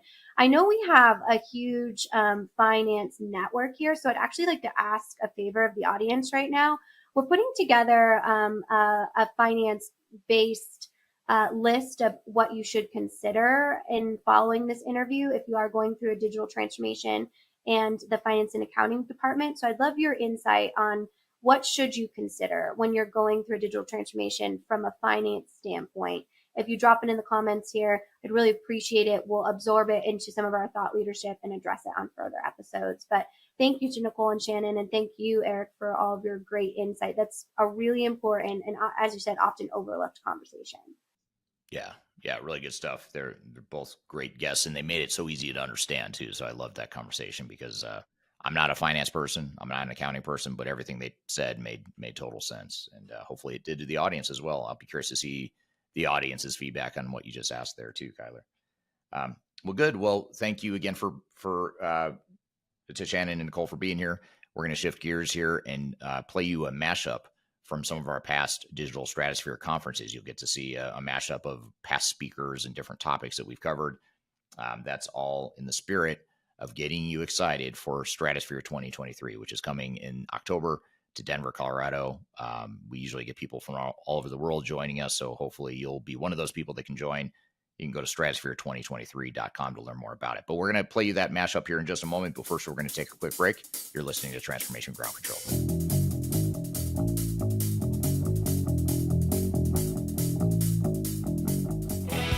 If you are aiming for transformation success, turn to Third Stage Consulting Group. Third Stage's independent and technology agnostic consulting team helps clients define their digital strategies, define their roadmaps, and manage their transformations.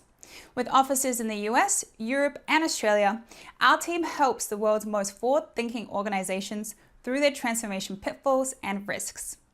If you are embarking on a digital transformation or business change initiative, contact Third Stage Consulting to see how we can help you reach the third stage of transformation success. Learn more about us and download independent reports, videos, and other best practices at thirdstage-consulting.com.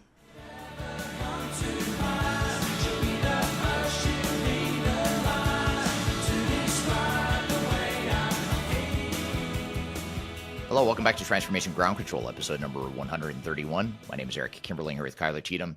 You can find new episodes of this show every Wednesday on audio and video podcast platforms throughout the world. Thank you for being here, and excited for our last segment here today. We're going to play you a mashup of some of the thought leadership and different speakers and topics that we've covered in past editions of our Digital Stratosphere conference, which, if you're not aware, prior to COVID, we used to do, I think we had done 3 or 4 of them, 3 or 4 live digital Stratosphere events, which is a technology agnostic digital transformation conference. So we cover everything from strategy to project management, change management, data migration, process improvement, benefits realization, value creation, all the stuff that we want to know about digital transformation to make it successful, we cover in the Digital Stratosphere Conference. And then when COVID hit, we started doing it online and we did digital only versions. But something about 2023 felt like it was the time to bring it back to the live in-person version, in which we were doing at the beginning of October in Denver, Colorado.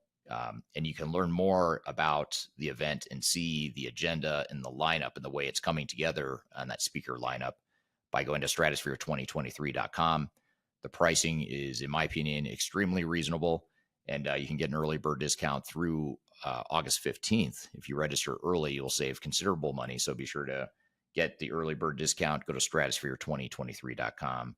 Kyler and I will both be there. So, I mean, if that's not a selling point enough, there are other speakers, plenty of other speakers too. And we've got some great lineup for you, some great entertainment as well. On the Thursday evening of the event, we'll have some live music and happy hour networking sorts of events as well. So really look forward to seeing you there. So let's roll this clip of past, sort of a mashup of past discussions at Digital Stratosphere. And also the other value of playing this is just to give you sort of a crash course in digital transformation. It's a lot of different topics we'll cover here in a short period to give you sort of a taste and a flavor of the different things to be thinking about in digital transformation. So let's roll the clip. Why don't I jump in and just talk about this whole concept of digital transformation utopia to start? What exactly do I mean by that? Well, when we talk about utopia, you think about all the different technologies that are out there. There's a lot of different technologies that are really cool, sort of groundbreaking, forward-thinking technologies that have the ability to totally transform a business and provide completely new competencies that a lot of organizations have never had in the past. So you've got things like AI and machine learning. You have big data, Internet of Things.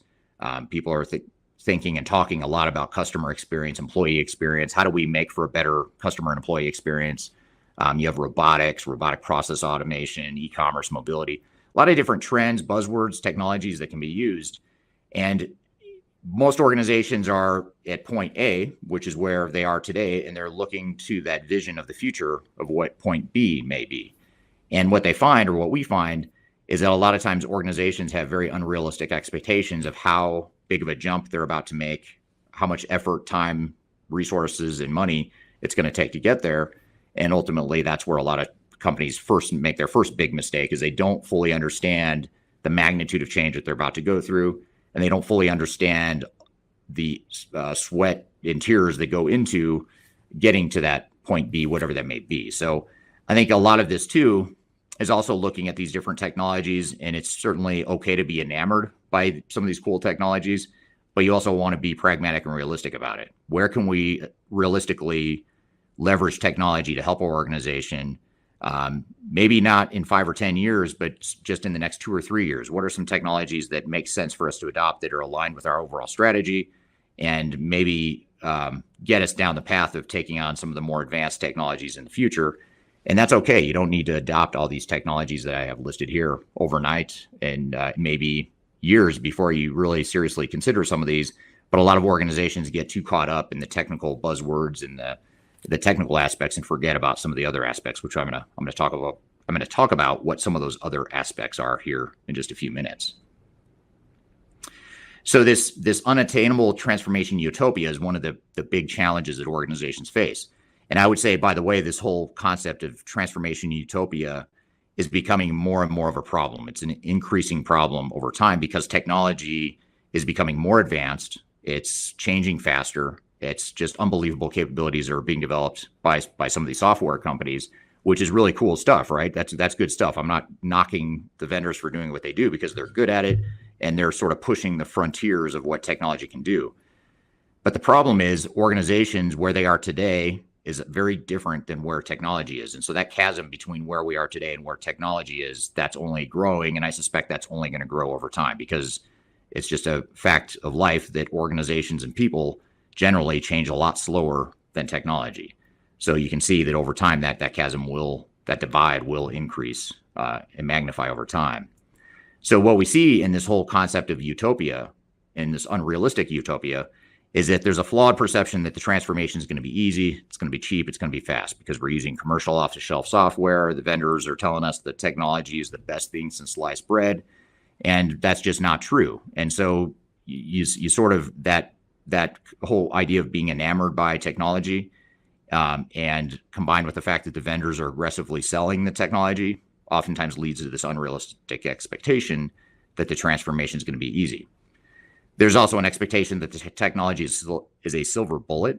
So they think that by putting in technology, it's going to solve their business problems. And technology certainly is a tool and an enabler to solve the business problems, but it's only one piece of the overall puzzle. You also have to improve your processes. You have to change your culture, change your people, your organizational design. Your leadership oftentimes has to change and create a clear, aligned vision for where they want to go as an organization. So there's a lot more to it that I would argue is actually more important than the technology piece. When you look at the people, the process, and the overall strategy pieces of transformation and change, those components are a lot more important than the technology itself.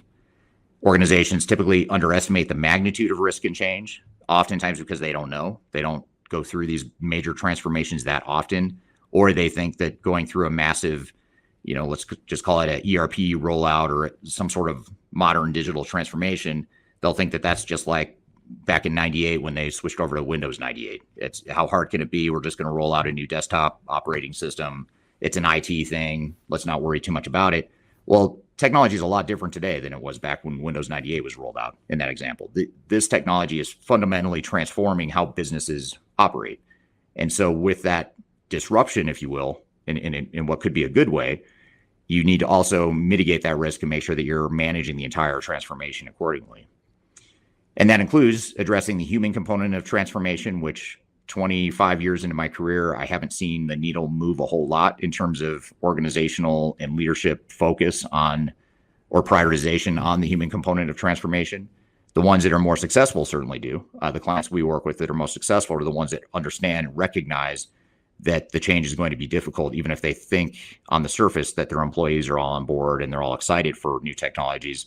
They don't fall for that. They know that even though people are on board and excited, there are going to be underlying fundamental resistances to change because of the magnitude that organizations are changing in today's day and age.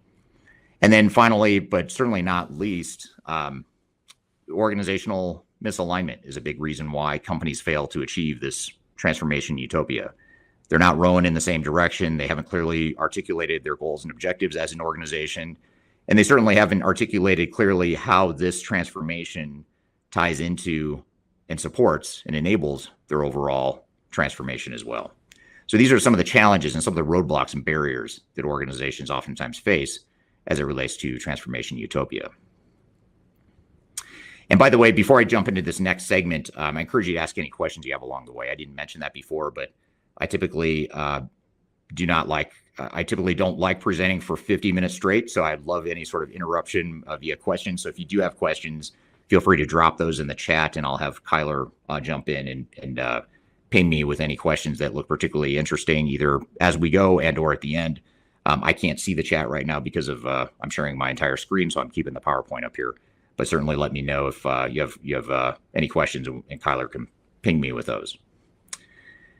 So I've talked a little bit about that transformation utopia. What's sort of the problem statement, the context, the lay of the land of why organizations struggle with change and why that struggle with change and why that magnitude of change is becoming even more apparent and more common here today, and why that divide is growing even more today.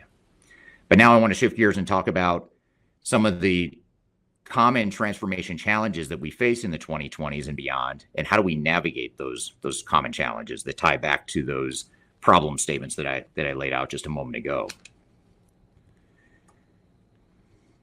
So when we look at transformation success versus failure, I mentioned before that the companies that don't reach the third stage of success share a common set of characteristics or traits, and the organizations that do reach the third stage of success share another set of common characteristics and strengths. And so I feel like as having done this for so long, if you tell me what an organization is or isn't doing, and if I were a betting person, which I'm not, I absolutely cannot stand to bet. I don't go to Vegas or bet money. But if I did, I could feel pretty confident that I'm going to bet on, I can tell whether or not an organization is going to succeed or fail based on some of these common characteristics. So some of those characteristics include, on the failure side, some of the things we've talked about: overambition of scope, unrealistic and over optimistic time and cost expectations. And I'm going to stop and just talk about that first bullet on the failure side just for a moment, because that's such an important one that it is actually a root cause for a lot of the other things that you see listed down below.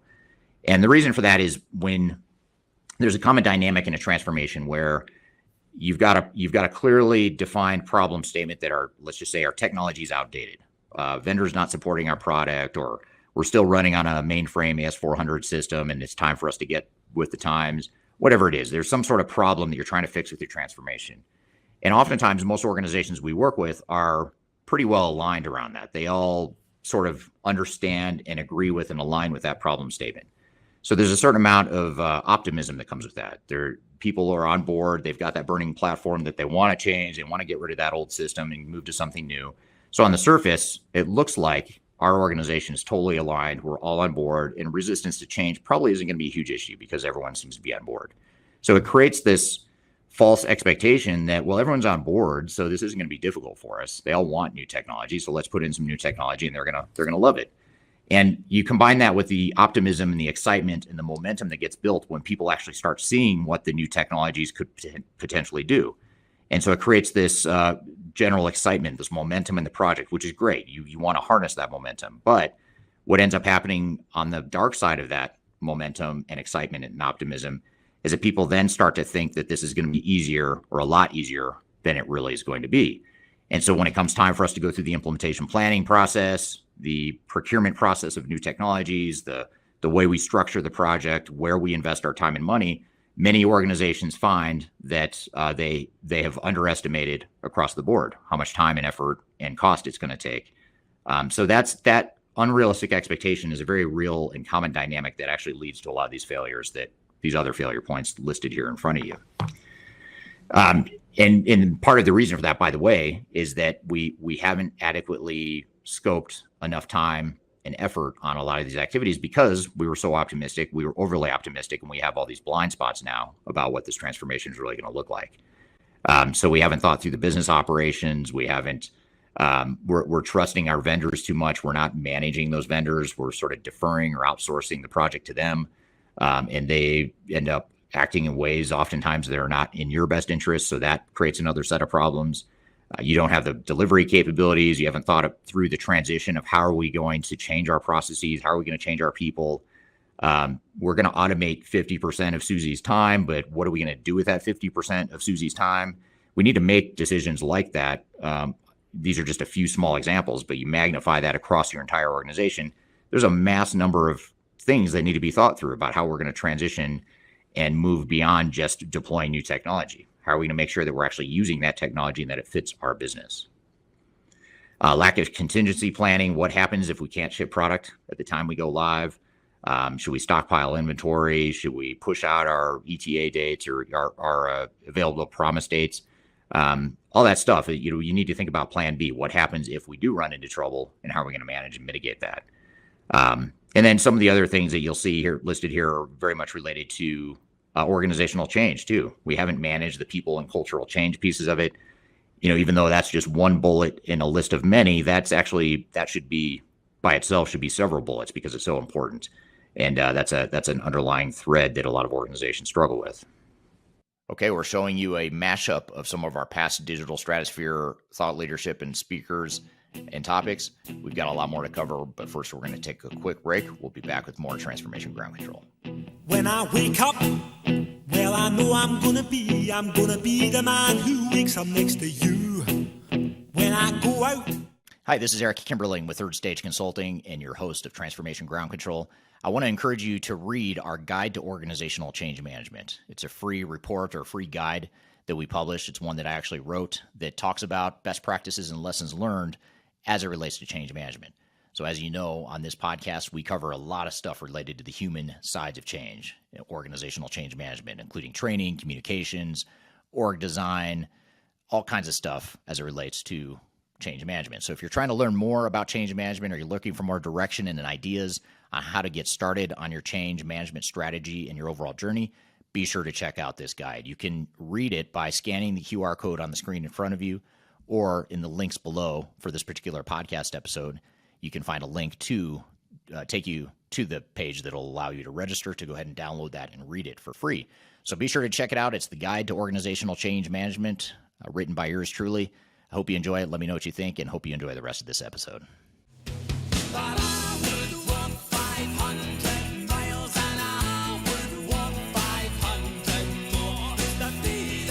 Hello, welcome back to Transformation Ground Control, episode number 131. You can find new episodes of this show every Wednesday on audio and video podcast platforms throughout the world. I'm here with Kyler Cheatham, and we're playing you a mashup of past digital Stratosphere conferences to give you a flavor of what types of stuff we cover at that conference. Let's continue rolling the mashup here.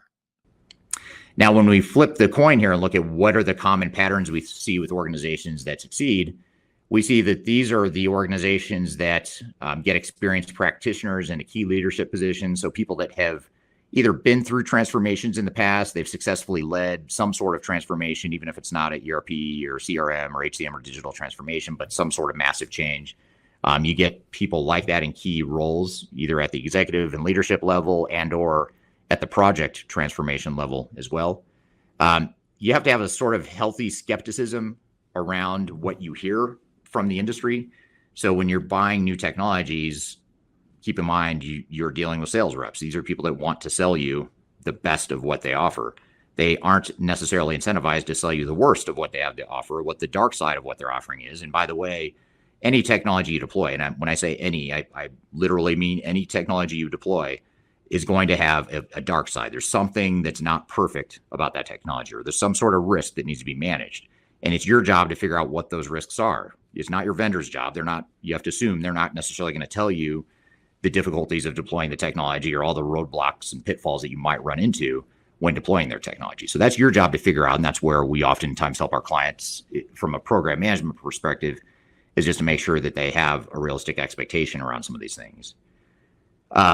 You want a balance between technology and the business, which is very important. You don't want this to become a technology-driven project. And if you do let it become a technology-driven project, it's going to be just that. It's going to be new technology that people underuse, maybe in many cases don't use at all, and it's not going to deliver the business value that you expect. In many cases, it's actually going to hinder your business and create operational disruptions that are very hard to overcome. We have seen many businesses over the years that have gone out of business as a direct result of their ERP implementation failure. And in fact, if you Google it, you can find the names of lots of organizations, especially in the mid-market, that just got completely overwhelmed by their transformation. They spent way too much time and money on it, so therefore their cost structure increased. And to add insult to injury, they go live and it disrupts their operations and brings them to their knees. So those are very extreme situations, but the more moderate failures and challenges are what's even more common and what most organizations should really be worried about. You want to make sure you're not overambitious and doing, in essence, avoiding a lot of the things you see in the red box. You want to make sure that you've clearly defined your future state operationally, organizationally, culture-wise, technologically. You want to make sure you understand how all those systems are going to tie together, how the data is going to migrate over, what your new processes are going to be, what the org design is going to be, what your future state culture is going to be. All that stuff, that future state needs to be clearly defined before you ever start deploying technology. And if you've got a system integrator that's rushing to get on site to start deploying technology before you've done those things, you should really call a timeout and say, let's figure out what we want to be when we grow up, and then we'll bring on the system integrator, because we're going to be able to manage that system integrator and manage the transformation a lot better and more effectively and more cost effectively if we're doing so in a way after the fact that after we've already defined some of these things that we need to define in the future state. And I won't cover all the rest of these here. I'll let you read through them, but those are some of the major points I wanted to cherry pick from the success side of the equation, is making sure that you are following more of the best practices and things that you see on the right side in the green box than those on the left, on the red side. The things in red are the things you really want to avoid and be aware of and watch the tendency to want to gravitate back towards that red side of the box. Because when left to their own devices, humans, if we don't have a clear governance structure and a clear vision for what we're doing for this transformation, we're going to drift towards the red box on the left. That's just human nature. And that's that gravity I was talking about in that third stage rocket launch analogy. The red box is the gravity that's pulling you back to it. And so you have to be a strong leader. You have to be very deliberate, have a clear vision, make the difficult decisions that are driven by your business, not by the technology, not by the software vendors, not by your system integrators, but driven by the business. That's the stuff that you want to use to drive the overall transformation and give you sort of that North Star for how you guide your project.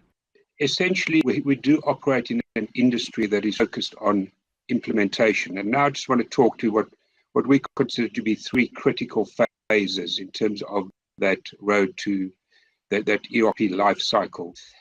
Absolutely, the implementation is essential, but it really is just the enabling platform that we're putting in place at this stage.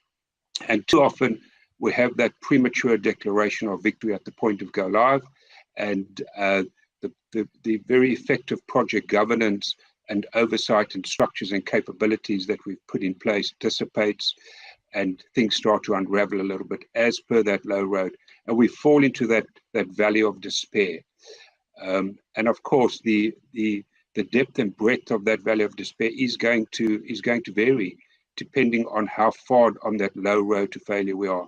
So it's absolutely essential that we keep the project on the high road. And even with the best will in the world, there is going to be some disruption to business go live. Even if we do manage to stay on the high road to success, and we avoid these common pitfalls, those 5 pitfalls that are defined on the low road to failure, even if we do avoid them, there's going to be some disruption. We are going, to some extent, we are going to the valley of despair, but hopefully it is short-lived and we are quickly able to come out of it. And I think from a governance and tracking perspective, we're able to quickly come out of it and track the extent and understand whether we are on an upward curve on the way to that third phase of optimization. So I think that's the first thing that we need to recognize. Your digital transformation or ERP program is going to follow one of these 2 roads to some extent. And very important that we understand on which route, on which road we are at any point in time, and very important to understand when we are moving from stabilization to optimization, because one cannot jump from implementation to optimization without stabilizing the solution first. We cannot achieve benefit of an unstable platform. So it's fundamentally important that we're able to track this journey and understand which road we're on. So I did want to just explain that the ERP lifecycle before we can actually understand what the executive's role is in ensuring that we stay on the high road and avoid the low road, and that and most importantly that we avoid or we spend as little time as possible in that valley of despair. Great. So first point, we have to take a view of a digital transformation or ERP project from business case to business benefit. Too often these projects default to a technology project, which is all about the implementation. And that's not particularly helpful. It's the platform that we're putting in place. So let's then start to unpack these 5 points of failure. And I do, at the risk of being slightly provocative, I do hold the executive to account for ensuring that we don't get caught up in these pitfalls. Let's start with the first one: misaligned expectations. Too often that's the case. Too often we start off on this journey and we do not have a common understanding and common alignment amongst all key stakeholders as we're trying to achieve. Interpretations and expectation between and the key business owners who will be responsible for leveraging and utilizing the system. We often have a technology approach from the IT function and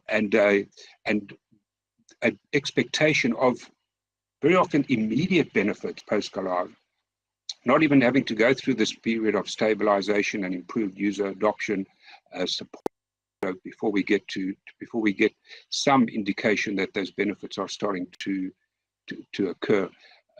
So if one looks at the different stakeholder groups, even beyond the executive, I think one first needs to ensure that the executive understand why we're doing this. And in my view, there's no good reason to do an ERP or digital transformation project without improving business performance, without contributing to improve business performance, whether that's bringing about new business capabilities or operational excellence or cost efficiencies, regulatory compliance, real-time visibility of information, whatever the case may be. We do need to ensure that as a unit, that executive understands where we're going with this, and how we will measure success. So what constitutes success? What are the key criteria? And my colleague Dom spoke a little bit about that in the previous session. But what are those key metrics that will inform success? And probably equally important, what are the key metrics that will inform failure? How do we know when we're on that low road? How do we know that when we're starting to take a dip on that low road? How will we track those metrics? But when you have differing expectations, that kind of permeates throughout the organization, because it's often the corridor talk that informs what the rest of the organization believes about this project, and the consistency of the message that's being communicated as to what is that pot of gold, what are we trying to achieve over here. And of course, then you throw the SI into the mix, the systems integrator, the solution provider, perhaps some other third-party integration or vendors or other institutions ecosystem partners you may do business with, and you have a very diverse group of stakeholders who want something different out of this project. Of course, there's a high dependency on the SI depending on how one structures the delivery model. And if that contract is set up all around go live, all around implementation, with little or no accountability for driving out improved business performance, then you already have a very different expectation and agenda from a critical party in terms of the broader stakeholder group. So the executive really has to be the glue that holds those expectations together, that ensures that there's a well-defined and consistent message throughout as to what it is we're after. And of course, that doesn't just that's not just relevant at the start of the ERP life cycle. When we, as an example, get into the design phase, or understanding what the current pain points are and how we will address that in the 2B design, or what new capabilities will be launched in order to drive improved revenue, we need to continue to reinforce those messages, because with the best will in the world, the project is going to default back to a technology project, because that is frankly just the industry that we operate in, and that is our SI contracts or scope. They do not define the expected business benefits. They define the technologies to be deployed, and everything and all reports and the narrative on the project is from a technology perspective rather than from an improved business benefit perspective. So let me just perhaps pause there after point one, Carla, and perhaps if there are, I can't see the questions at this point, but perhaps there are a few questions that we need to respond to. Yes. So just a reminder, you can pop your questions in any chat that you are actually joining in via the comments. So we have a great question here from one of our LinkedIn viewers. That's how much time and effort do you invest in getting buy-in from senior management and engagement in an organization? And when do you maybe realize that that's not going to happen? So maybe not an executive piece, but understanding how you get that executive alignment and buy-in. Yes, I think it's a great question, especially the second part of the question as to at what point does one start to understand that that's not going to happen. And then, of course, what does one do, depending on which role you're in terms of the broader program structure. But let me go to the first question first. I think if there needs to be some type of organizational readiness. Now whether you are an independent party doing such an assessment, call it a health check if you want, as to whether the organization as a whole is ready to proceed on this journey, or that's, whether that's done by the executive themselves internally, or the chair of the steering committee, or the CEO, whatever the case may be. I do think it needs to be a formal assessment. It perhaps doesn't have to be a real deep dive and take too much time and effort, but at least the question has to be asked. One has to test that with the relevant executive stakeholders as to whether we are aligned as to what we're wanting to achieve. And certainly from my perspective, Carla, I think what we call an executive boot camp. I cannot think of any ERP project focusing on any aspect of it where we do not start with an executive boot camp. It is so important, irrespective of what the role one is doing as third stage honor and engagement of this nature. It is fundamentally important that we just check where are things at, because if there are very divergent views, or there are people who want this and people who don't want this sitting on the executive, with organizational dynamics, it does disrupt that balance of the dynamic within the organization, commonly called company politics. But absolutely, it does change that dynamic, and it impacts different executives in different ways, some favorably, some less favorably. Sometimes it's a threat, sometimes it's a great platform to move forward on. So I think having some type of formal assessment up front, very important. Doesn't have to be a long, in-depth process, but at least some type of facilitated workshop where we test the strength of the alignment and understanding. And then I think secondly, what does one do when you realize it's not there? Well, in my view, if we cannot get to that point, one has to consider, do we pause the project? Do we pause the project and unpack what are the underlying issues that are inhibiting the desired level of alignment? Because the end result is that one is going to go live and you're going to have differing views, and there's nothing worse than being at it for 2 or 3 years, spending tens of, and then getting to a point at the end where the executive have differing views on whether success has been achieved or not, and are interpreting it differently. There's nothing worse than that. So I think one has to consider, do we pause the project at this time and get the relevant stakeholders in a room and try and thrash this out? Okay, we're showing you a mashup of some of our past digital stratosphere thought leadership and speakers and topics. We've got a lot more to cover, but first we're going to take a quick break. We'll be back with more Transformation Ground Control. Could you whisper in my ear the things you want to feel? I'll give you anything. Interested in working for a company that truly values your unique skills and experience? Here at Third Stage, we don't hire based on resumes alone.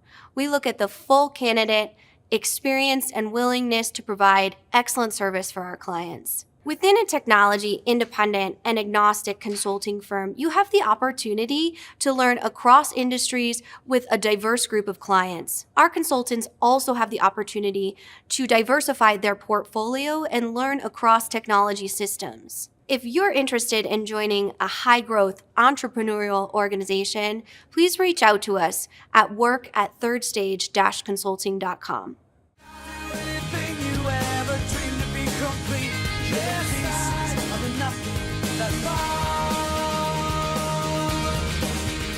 Hello, welcome back to Transformation Ground Control, episode number 131. You can find new episodes of this show every Wednesday on audio and video podcast platforms throughout the world. I'm here with Kyler Cheatham, and we're playing you a mashup of past digital stratosphere conferences to give you a flavor of what types of stuff we cover at that conference. Let's continue rolling the mashup here. Just that overall awareness around the reality of that conversation, and building on that, Clifford, Mark on LinkedIn had a comment and a question. So he said, executives have so many demands on their time and attention, but so often ERP failures are due to lack of executive engagement.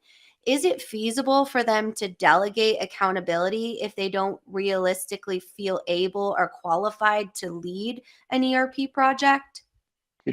So my response to, because one hears this often, one hears it from end users when they need to test, business process owners when they need to be involved in design and sign it off, from executives when they need to sit in on steering committees and provide the necessary guidance and oversight. One hears often that, we're busy, we don't have time for a project. And my response is, surely in this day and age of rapid disruption and digital transformation, one of the primary, if not the primary role of the executive is to drive change, is to lead change. And one could even say to be a disrupting force within the executive layer of the organization. Surely it's not to maintain the status quo and do tomorrow as we've done yesterday. I mean, that's a path to failure, surely. It's a path to losing market share. One has to be able to continuously innovate and drive change. And that's what digital transformation is. It's we get caught up on the word digital, but it's about transformation. And as depicted on that high road and low road, that transformation is disruptive, and it needs the executive guidance, but it hopefully takes you to a better place where you are able to continue staying relevant in the market, able to launch new products and services, deploy them in new ways, connect with new customers in different ways, etc., etc. So, to cut a long story short, I think it's a primary responsibility of an executive to guide and drive such change rather than to adopt a view that this is in addition to my day job. What's a reasonable negotiation? What can you ask for? What is unreasonable to ask for? What are they never going to give to you? Because again, the process is really a collaborative process where you come out with an agreement that really sets forth exactly what's going to happen, so that when something goes off the rails, you can sit back in your chair at your desk, pull out your contract, and say, no SAP, no Oracle. Here's exactly what you agreed to do, and this is exactly the process by which you're going to remedy that situation. That is ultimately the goal. Okay, so how do you get there, and what are you up against? Well, you're up against a variety of different issues. Let me get to the right slide here. I think without a doubt, your ERP implementation is going to take longer than expected. I think most of them do. It's going to cost more than you think it does. It is going to. It's going to exceed your budget. And unfortunately, I think most customers, most clients of mine, don't realize all the business benefits that they thought they were going to realize when they were sold the software, certainly, and during that implementation process. And I think you just have to understand also the scope and scale of the operational disruption that is going to take place. In the goal here today is how do you use the contract document, the contract negotiation process, to give yourself what I would call a dog in the fight, to minimize all of these issues from taking place. I don't think you can preclude them from taking place, but I think you can minimize the impact that they're going to have on your business, and utilize that contract in a way so that when these things do happen, you've got a remedy, a resolution, a path forward to mitigate the impact of some of these unexpected issues coming up.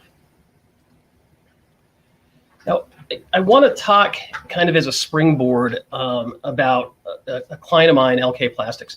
And I can't get into too many specifics of this particular case because it's all confidential.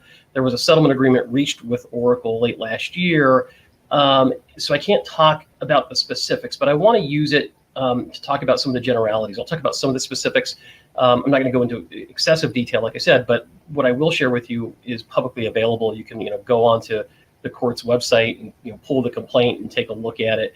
If anybody wants to have access to that document, they don't have access to Pacer and the like, I can certainly send that to you via email if you're really interested. So this situation, LK went on a search for a new software provider. I can't remember the provider they were, their legacy ERP system. I think actually it was Texas, which is maybe a second tier or third tier software provider. They were unhappy with the direction it was going. It was going to be sunsetted. So they went on a search for Oracle, or a new replacement rather. They settled on NetSuite, which is owned by Oracle. And they were very much sold, all the sizzle associated with the software, all the functionality that it can do, all the amazing things that this cloud product was capable of. They embark on an implementation project that has a number of issues that come up, pretty much similar to the issues that we just talked about. But lo and behold, they get to a point where they're starting to test the system, and the system can't process any transaction within the software for the customer, for the client, at a rate faster than something like 15 seconds. It was shocking. So while 15 seconds for a processing time may not seem significant, I mean, if you think about it, if you hit send on an email, right, and it takes 15 seconds to send, or you hit save on a Word document, these are the applications I use on a regular basis, right, as a lawyer. It takes 15 seconds to send. that's going to be problematic. And in a scenario where you're processing, hundreds of thousands potentially of orders or even hundreds of orders every day, and you multiply that by 15 seconds, I mean, that can have a very, significant impact on your business, right? I mean, it could potentially take you down. So you've got to remedy that situation. So here in this situation, certainly, the client goes to Oracle and says, hey, well, you've got to fix this. And Oracle says, okay, well, we'll try to get that processing time down. They go through some iterations. It gets to a point where, they do bring down the processing time, but it's never something that, in our client's view was suitable for modern commercial needs, right? So, what does that mean? I mean, I think, here, I think when you go into these implementation scenarios, and the reason why they can fail is you can have there's going to be a resistance to change. And I was listening to the last presenters, and they talked about change management. And I think that kind of carries over to this as well, but it's a little bit different, right? I mean, this is a fundamental aspect of the software that is not working the way it was represented to work, or it doesn't work in a way that actually supports your business in a way that allows you to continue to conduct business in an efficient manner. That's a problem. That's not you being unwilling to change, I would argue, right? But I think certainly your ERP project can fail to the extent that you're not willing to adopt the way that software, the business flows in that software, right? There's going to have to be some kind of modification or change in the way that you do business to adapt to that software product.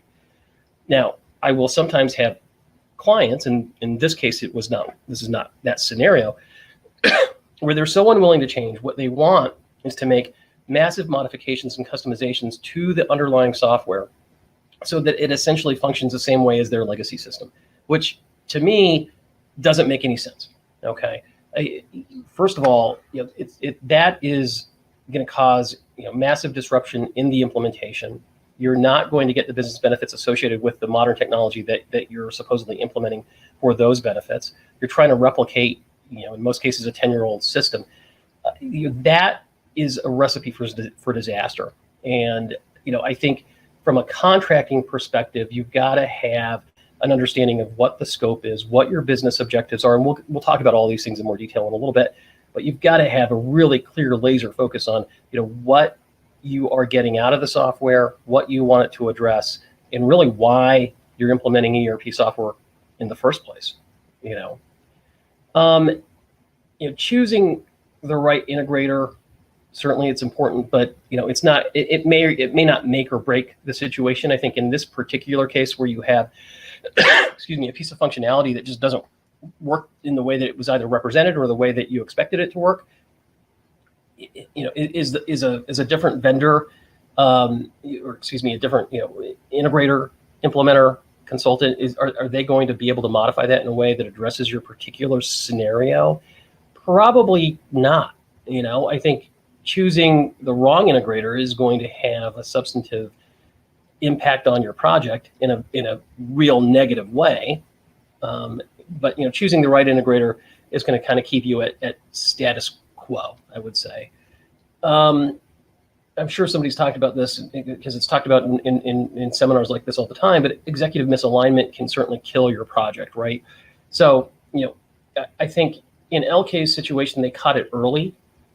There was executive involvement from,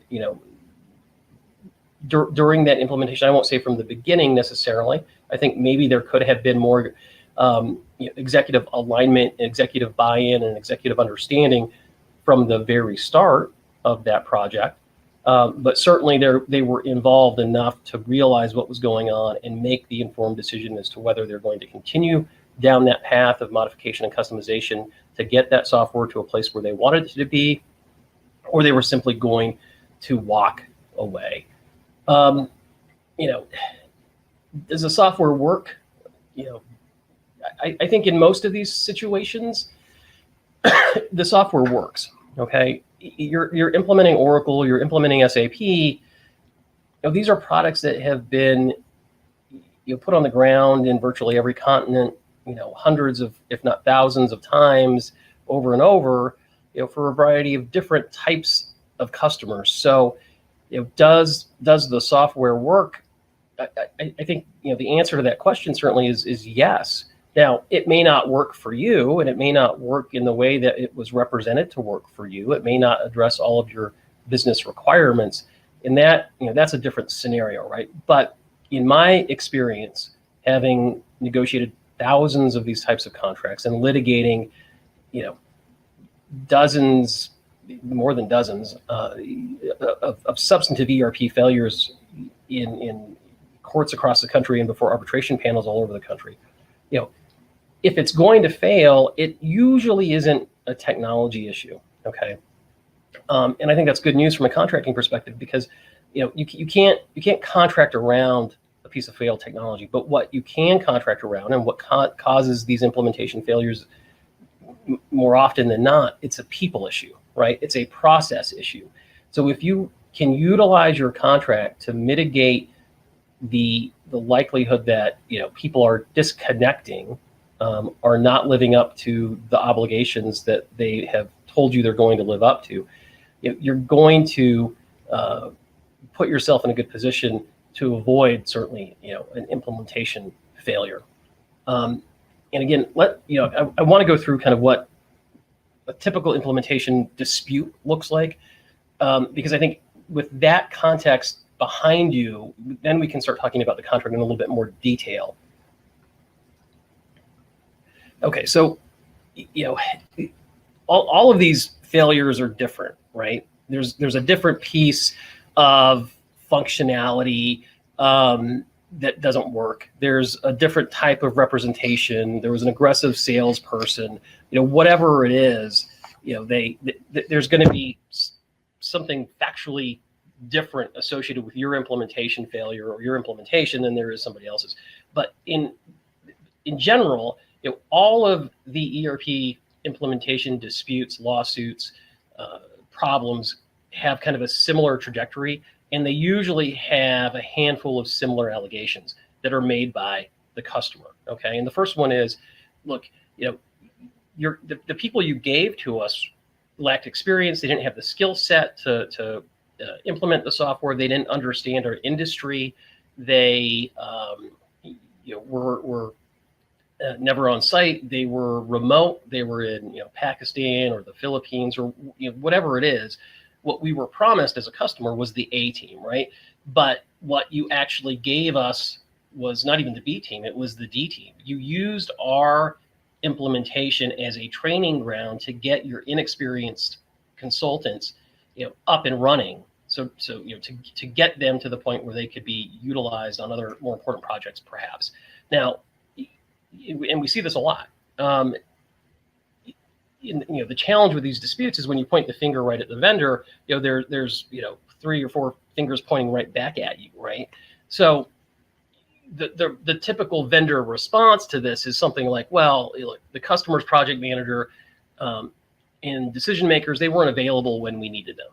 Okay, there was high employee turnover during the project, so it's not that we didn't have a lack of experience, it's that you didn't have a consistent workforce dedicated to the project. You didn't have an understanding, or your team didn't have an understanding of how the business was actually run. And moreover, your team didn't have the power to make decisions when we needed them to make decisions. They weren't fully invested in the conversion, right? That's kind of the way it's going to go, right? We will put something like this in a complaint asserting that, hey, you guys didn't have the experience. The response back will be something like that. Okay, we're showing you a mashup of some of our past digital stratosphere thought leadership and speakers and topics.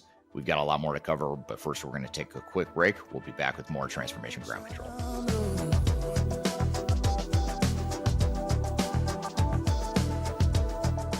Are you looking to stay ahead of the curve in the ever-changing landscape of digital transformation? Then you need our newly released 2023 Digital Transformation Report. This comprehensive report covers the latest trends, technologies, and strategies to ensure your digital transformation is optimized for success. The 2023 Digital Transformation Report is packed full of proven methodologies and insights from experts in the independent digital transformation field. You'll also receive practical insights on how to implement digital transformation strategies within your unique organization. This free report is available for download on our website at thirdstage-consulting.com under our Thought Leadership section.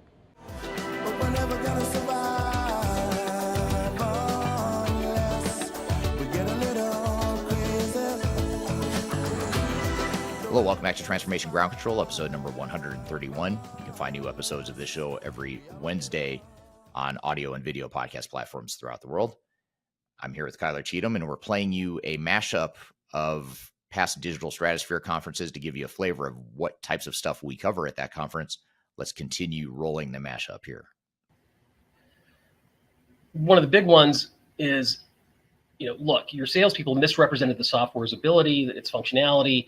They misrepresented how the software was going to address our needs. Okay, this is almost always a part of any ERP implementation dispute, and it's a hard argument to make, but it's something that you've got to make from a strategic standpoint, because and this goes back to the contract. The contract that you're going to get from a vendor is typically a form contract that they will dissuade you from trying to negotiate in any substantive way. That will say everybody signs it. It's not our business model is not to negotiate this particular issue. So the contract is worse off than you think it is if you're going to try to make these allegations later down the road. God forbid your implementation fails and you've got to hire an attorney. And so the key here is you've got to get outside the four corners of that contract, and making an allegation of fraud or negligent misrepresentation is one of the best ways to do it, because all of those provisions in the contract that are not favorable to you, they all fall to the wayside. Okay, so this narrow limitation of liability, the narrow remedies that you're afforded, they all go away.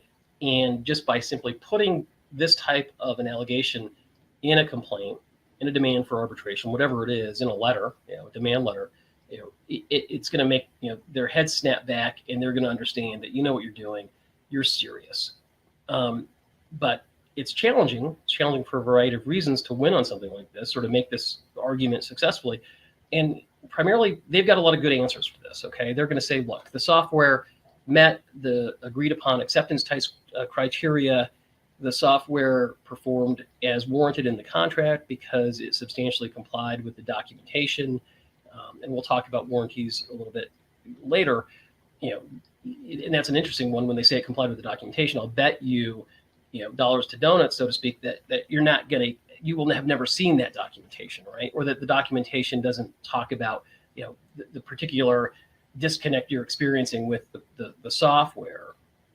In addition to saying that it complies with the documentation, they will say that, the software and the functionality were demonstrated to you. You had the ability to look at it. And then they'll say, that the software sales process was open, it was transparent, and your expectations are just unreasonable.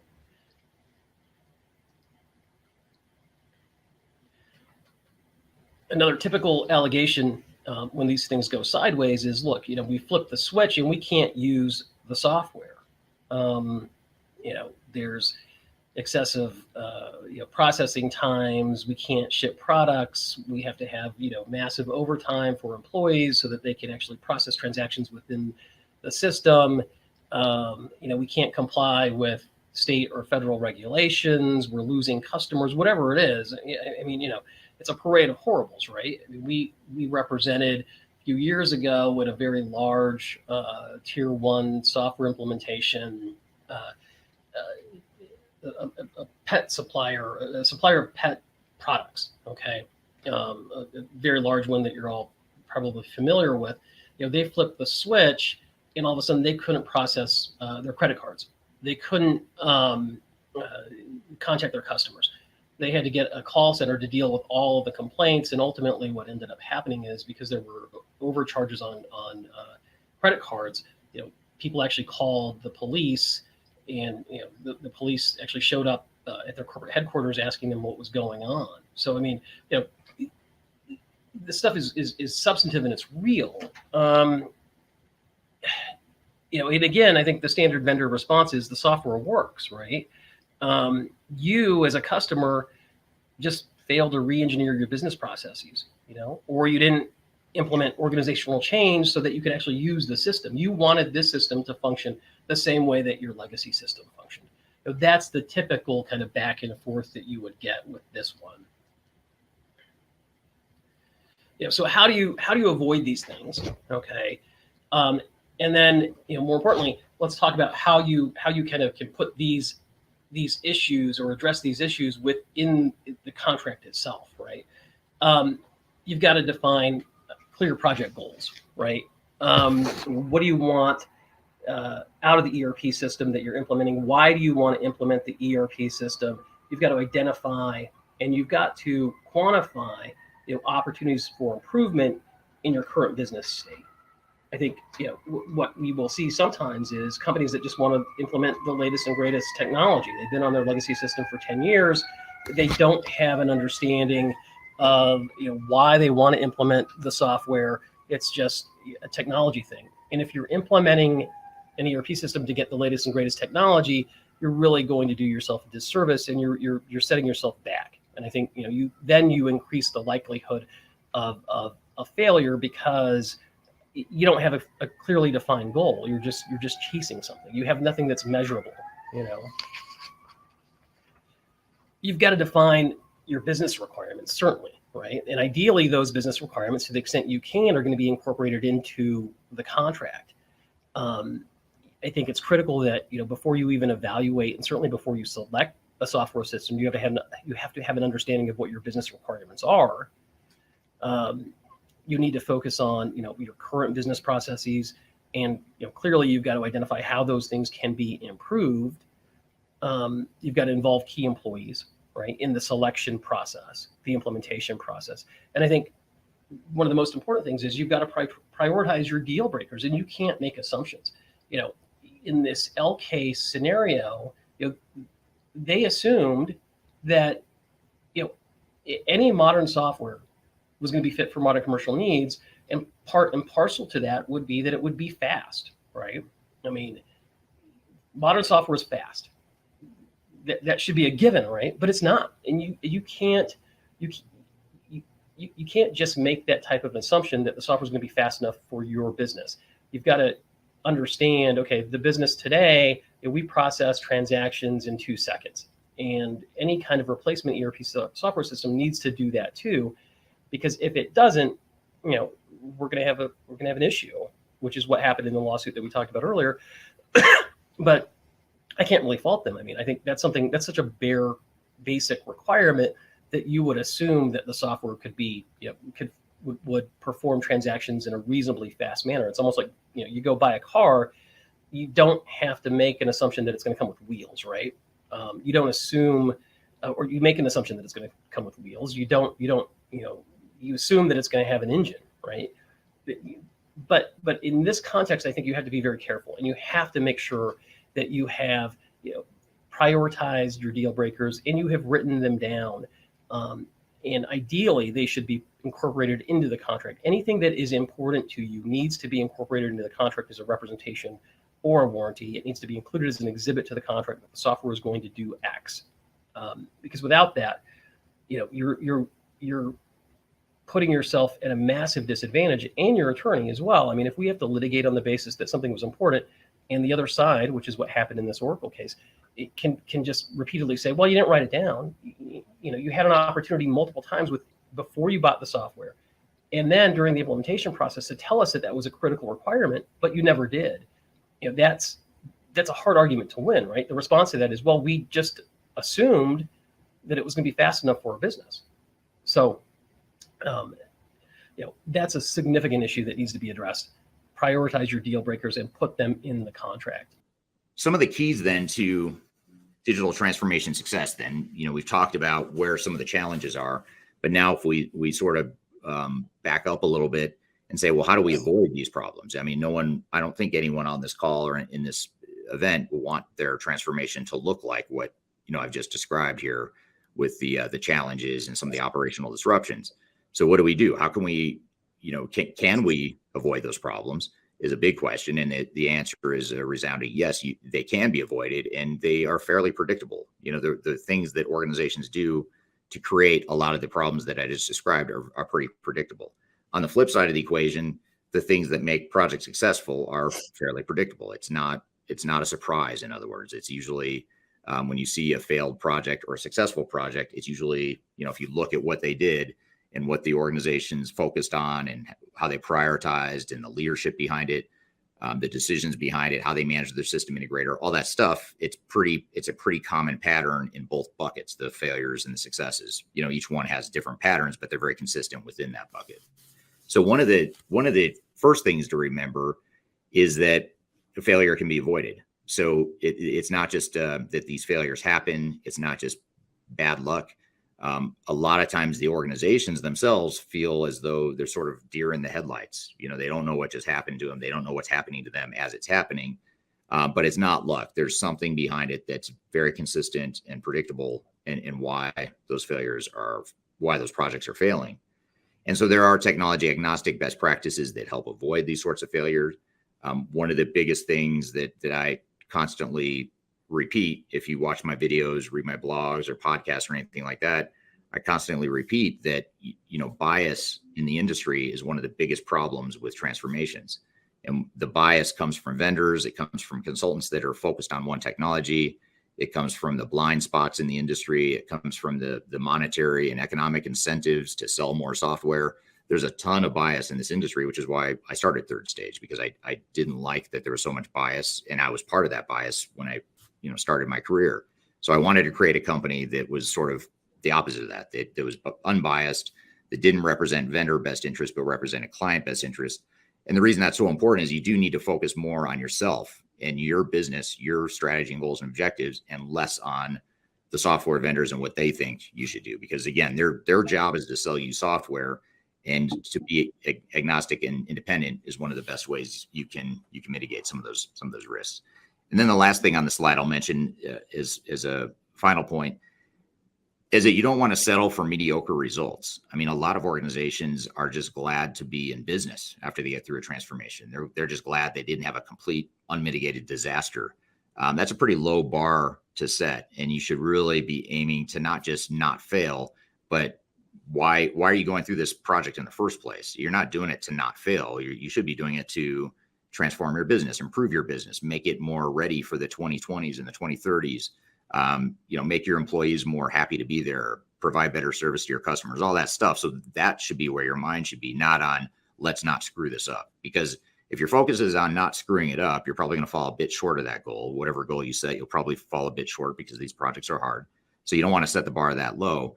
And if you're focused on not failing, it creates this defensive mindset and this defensive decision-making process that usually, ironically, leads to more likelihood of failure. So for example, if I'm so focused on not failing or not blowing my budget, I'm probably going to make some bad, short-sighted decisions, like let's cut change management because that's going to save us a bunch of money.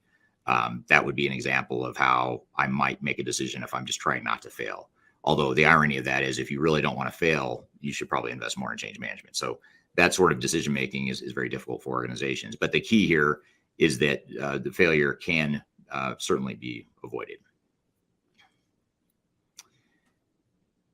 So the next takeaway here, in terms of what some of these best practices are for a successful transformation, is to start with a clear digital strategy. Make sure you have a clear vision and that you've articulated and translated the vision into what the transformation means and what the project governance behind that transformation is, so that you have that clear vision of where you're headed and what you want to be when you grow up. One of the biggest challenges we see with organizations is it's almost like if you think of a not a bell curve, but think of a graph that maps out the morale and excitement and the momentum you have on a project like this. Usually it's pretty moderate. Let's just say when you first start the initial exploration of new technologies, but as you get momentum in that project and the executive team and the board approves the budget to go evaluate potential systems, and they create that internal alignment and focus on we're going to move forward with a new system replacement or digital transformation. What ends up happening is you create excitement and momentum, and people get really excited, and then they start to see the technologies and the possibilities that could be within their organization. And they get really excited, and momentum's high, morale's high, right as you're selecting new software and you're getting ready to start the implementation. Unfortunately, that momentum peaks right there, right at the point where you decide on new technology and you get approval to move forward, you mobilize a team, everyone's excited. The minute you start facing headwinds and start stepping in landmines, the morale starts to drop. The excitement and momentum drops from its peak. And the reason I bring up this dynamic is it's at that point, at that peak point, is where a lot of organizations make bad decisions because they're so blinded by the optimism and the excitement that they don't think about, hey, maybe we should slow things down a bit and make sure we have a clear strategy and plan. And we've mobilized our resources, we've defined our business processes, and we started to take a look at our data. We have a clear data migration strategy. We have an organizational assessment, an organizational change strategy to address the unique organizational challenges that we're going to face during this transformation. They don't take the time to do all that stuff because they want to jump in and start implementing stuff because they're so excited. And then the vendors and the system integrators add fuel to that situation by saying, yeah, close the deal today and I'll give you a special deal that is a once in a lifetime deal. And you therefore sign the contracts, and all of a sudden you've got a million people, not a million, but you've got an army of consultants and a bunch of software that you're paying for starting on day one. And then it creates this whole domino effect now, a ripple effect of rushing towards an unclear goal and strategy. So you really want to make sure you've got that long-term strategy, the alignment, and that any decision you make along the way should be aligned with those longer-term goals and objectives and the blueprint and the parameters that you defined before you've ever started deploying technology. Okay, we're showing you a mashup of some of our past digital stratosphere thought leadership and speakers and topics. We've got a lot more to cover, but first we're going to take a quick break. We'll be back with more Transformation Ground Control. Just tell me what you've got to say to me. I've been waiting for so long to hear. If you are aiming for transformation success, turn to Third Stage Consulting Group.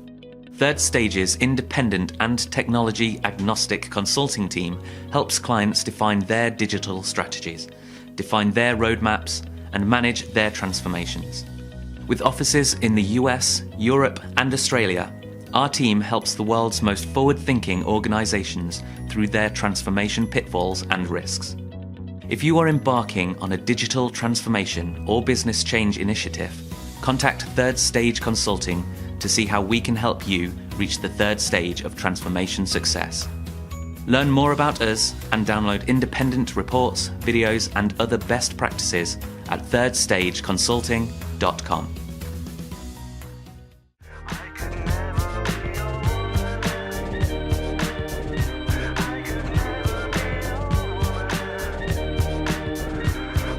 Hello, welcome back to Transformation Ground Control, episode number 131. You can find new episodes of this show every Wednesday on audio and video podcast platforms throughout the world. I'm here with Kyler Cheatham, and we're playing you a mashup of past digital stratosphere conferences to give you a flavor of what types of stuff we cover at that conference. Let's continue rolling the mashup here. The other takeaway, too, the other sort of best practice, as I call them here, is to let business drive the technology. Don't let the technology drive the business. Now, technology is certainly going to provide you tools and capabilities that you don't have today, for sure. So, of course, the technology is going to bring you things that you can't do today, or it's very difficult to do today. But at the end of the day, your business and your business needs should drive the technology. It should be all about your strategy, your goals, objectives, what you're trying to do operationally, strategically, what sort of customer experience you're trying to enable, what kind of employee experience you're trying to enable, what kind of business value and ROI you're trying to create as an organization. That should all drive the technology deployment.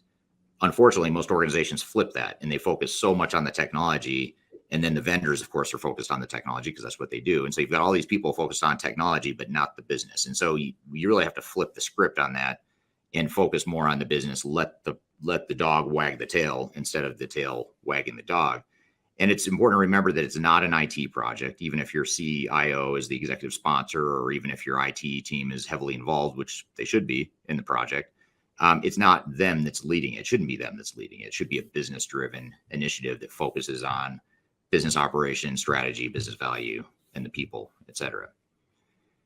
Also, same with business process improvements. I mentioned before that the whole concept of software best practices and pre-configurations is a myth. They don't exist in terms of effective use.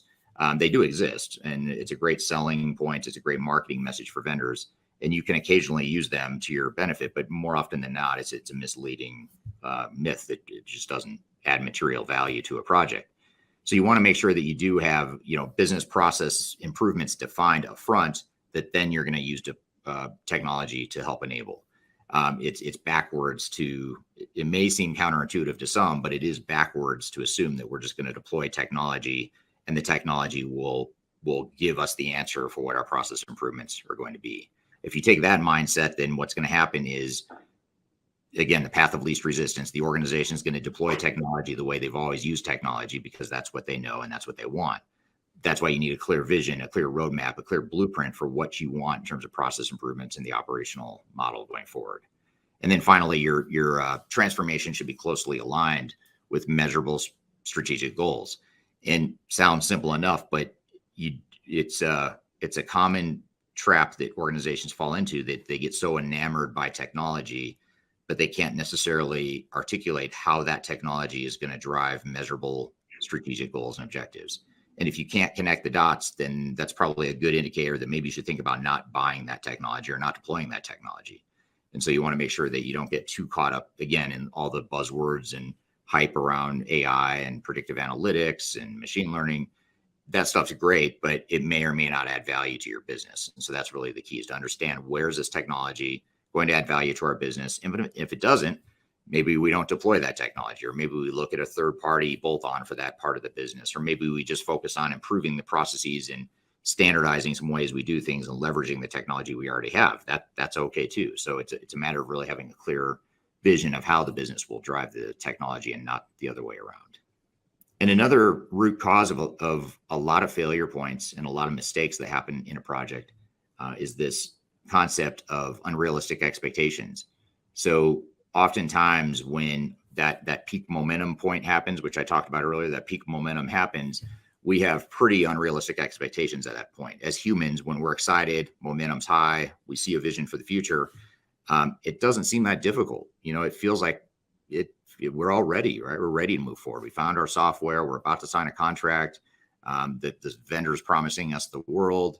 They've told us we can implement this project, say, in 18 months. Let's go forward. And so you end up with this mindset that everything's great, everything's perfect, and you get into the project and realize it's not. There's a lot of pitfalls. There's a lot of headwinds. There's a lot of risk, a lot of things that you don't know when the peak excitement is there.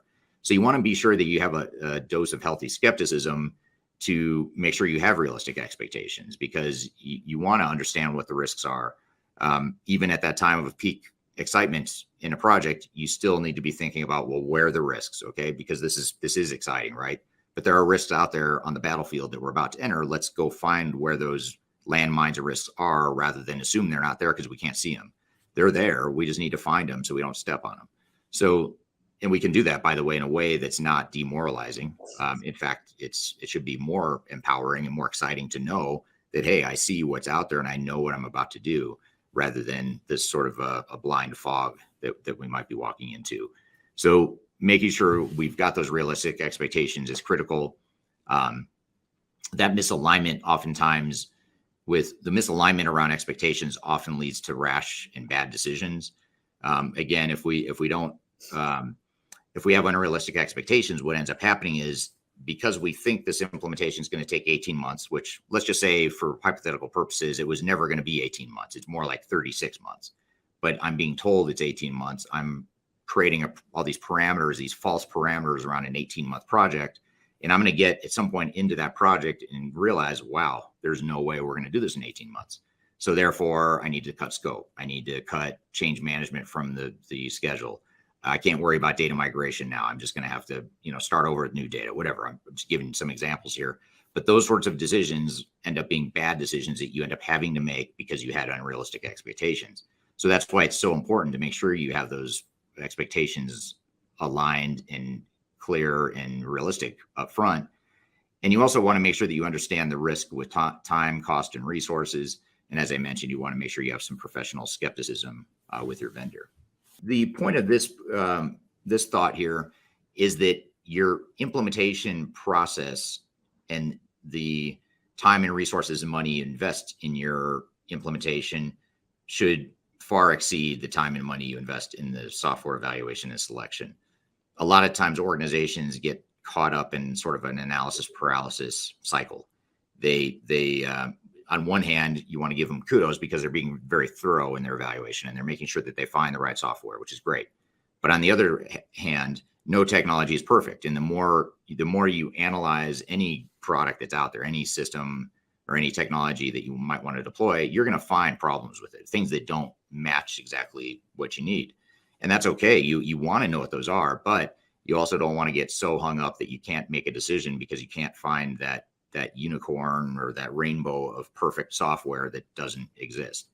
So it's one way to look at this is you don't want to rush the selection process. You want to be thorough. You want to make sure you find the right technology, but at some point you get a point of diminishing returns. You're overthinking it. You're spending too much time and money on the selection.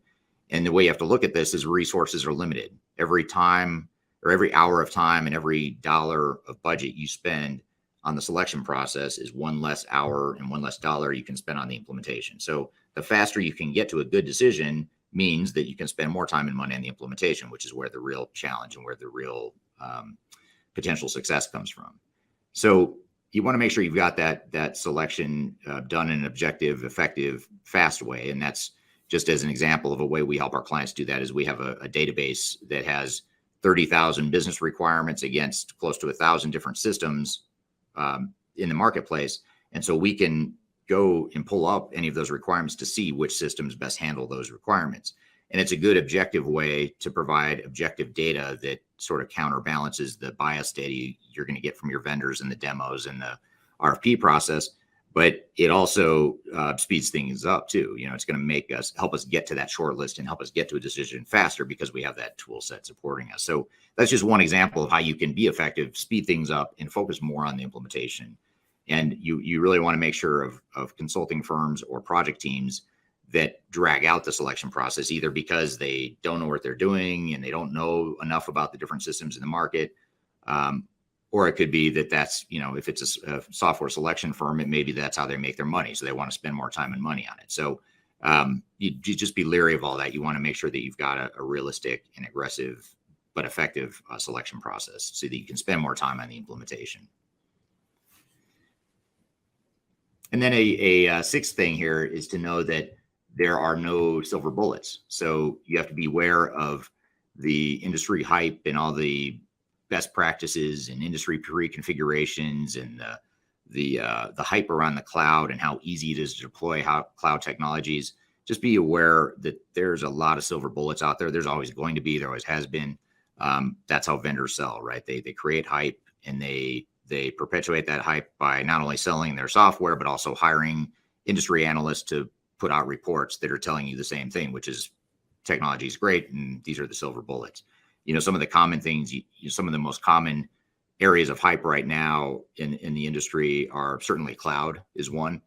And it's not to say that people shouldn't be moving to the cloud, but it's to say that if you're moving to the cloud, just know that it's not a silver bullet. It doesn't make your implementation easier. It's just not going to make it easier. You still have to change your processes. You still have to change your people. You still struggle with all the failure points or the risk points that I've already talked about. None of that stuff goes away as a result of cloud. So you just have to be aware that cloud is a silver bullet.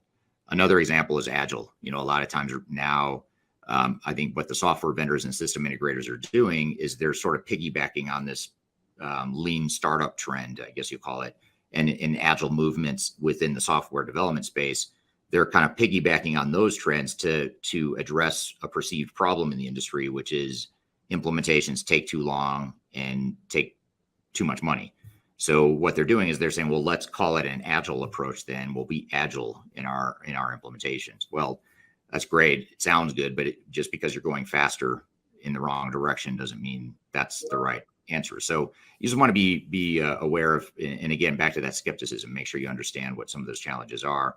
And I mentioned, anything that has to do with cookie cutter or fix all strategies, you want to be leery of whenever a vendor's telling you that this solves all your problems, because it's not going to solve them all. And the key takeaway here is that last bullet, which is that transformations are hard. So whether you're using an agile approach or deploying cloud technologies or pre-configured industry solutions, okay, maybe there's some benefit to that stuff, but at the end of the day, this is hard work. You've got to roll up your sleeves, change your processes, change your people, figure out how your systems and data are going to tie together. There's a lot of risk associated with a project like this. So none of that stuff goes away. You still have to do all that. So that's the risk of silver bullets, is it creates this false expectation that things are going to be easier than they really are.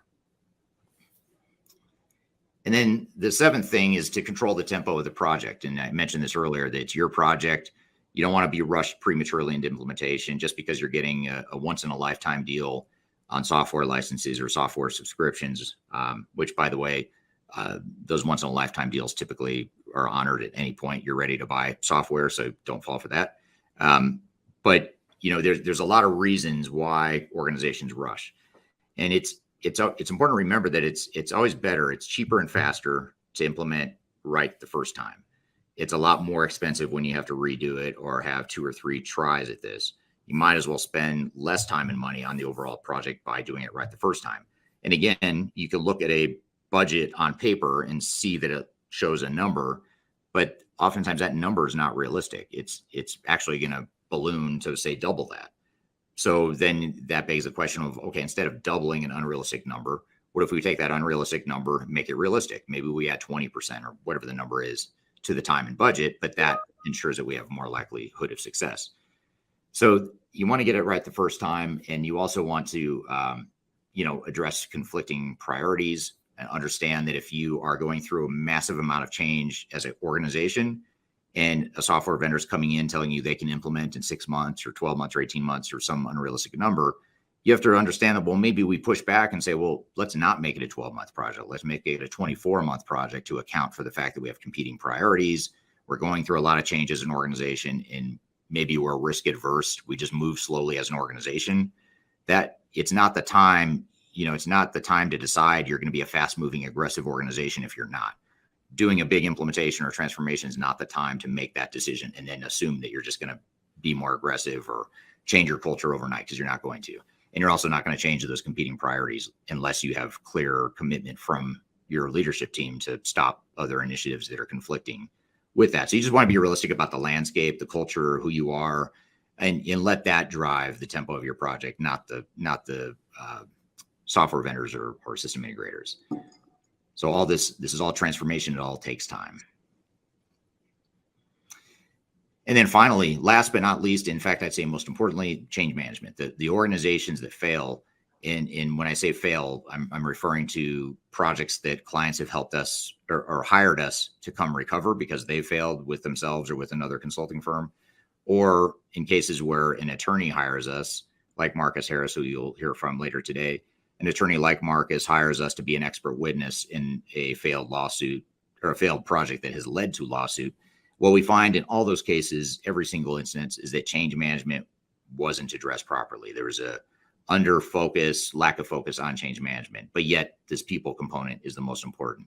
So it is very safe to say, and I'm very skeptical of any sort of universal one size fits all sorts of solutions or answers, with the exception of the fact of that second bullet, which is that your project will fail without change management. And I don't care who you are. I don't care if you're a high growth startup type of company or if you're a mature multi-billion-dollar global organization. No matter who you are, the project is going to fail if you don't address change management well. Every organization is full of people that are imperfect. Every organization has a culture that is going to be disrupted by this project.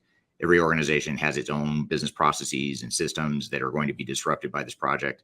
All that means that you need change management. If without it, you're going to fail. And that typically goes well beyond training and communications.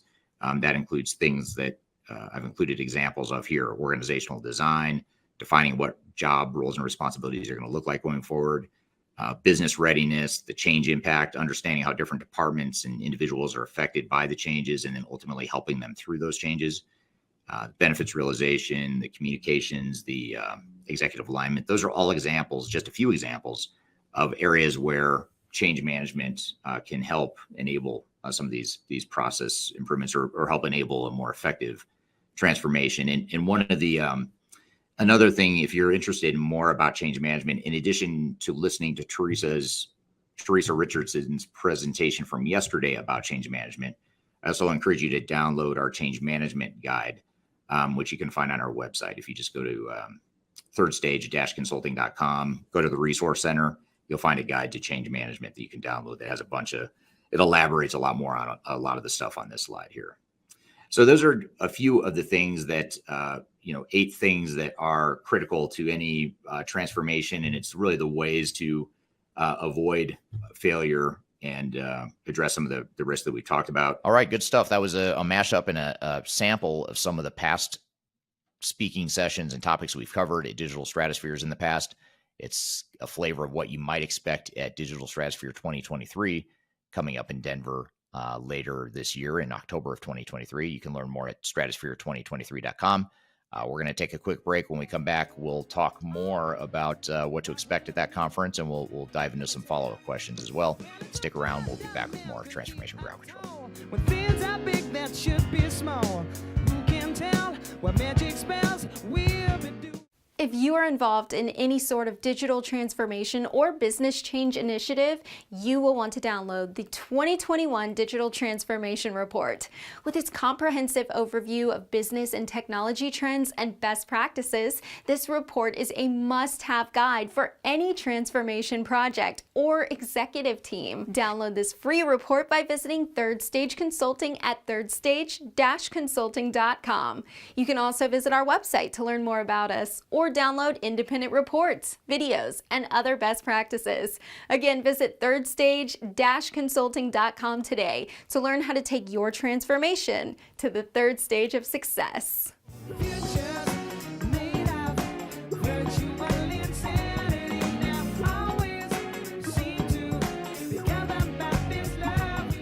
Hello, welcome back to Transformation Ground Control, episode number 131. My name is Eric Kimberling here with Kyler Cheatham. And Kyler, we just played, before the break, we played this mashup of past Digital Stratosphere speaking sessions. What are some of your questions, comments, thoughts, takeaways from sort of hearing that mashup and that crash course and all the different stuff we talk about in that conference? Well, I always say it's a huge honor to get the opportunity to moderate these conferences because you learn so much from so many different people, and their only agenda in talking to you is to help you create strategies that are most effective for independent digital transformations. You really see that from the speaker group. We have former CIOs, former CEOs, current CIOs, all kinds of different stakeholders in which have gone through kind of the trenches of a digital transformation and now have come out to really help organizations to make it successful. So, Eric, I'm curious, you have obviously a huge platform when it comes to talking about this movement of transparency and digital transformation. Why did you feel like an in-person event was really kind of the key catalyst to creating a key piece of your community? Well, I think one thing that I've learned since COVID is just how important that in-person activity is. I mean, I think we all learned starting in 2020 that yes, you can do more meetings remotely via Teams or Zoom. But I think what we also found is there are limitations to what you can do via Teams or Zoom, and just really digging in and understanding someone's personality and their knowledge, and even just reading nonverbal sorts of cues. You don't get it nearly as well over video as you do in person. And so anyway, that's a big part of it. And also just being able to have those unscripted, unplanned conversations. And that's a big part of Digital Stratosphere as well. Is yes, we have the formalized content and the formalized speaking events, but so much of what we're trying to do too is create that community, as you said, Kyler, to create that community, the interaction, the peer networking, and meeting and learning from other people as well, not just the speakers, but other attendees. I mean, that's a big part of why I love the event so much. It's I learn so much in those events. It's not from the speakers. I do learn a lot from the other speakers, don't get me wrong, but it's more from the conversations you have in the hallways or the questions that people are asking during the sessions. That's where, to me, the real learning comes from. Absolutely, 100%.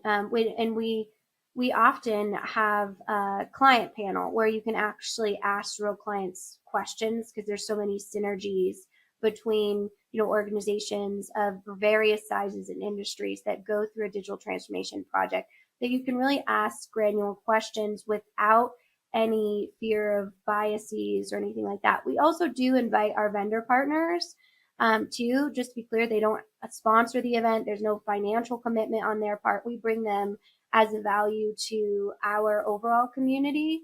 But it's without biases. They talk about their systems, they answer questions, but then they also talk about the industry in general and how it's evolving.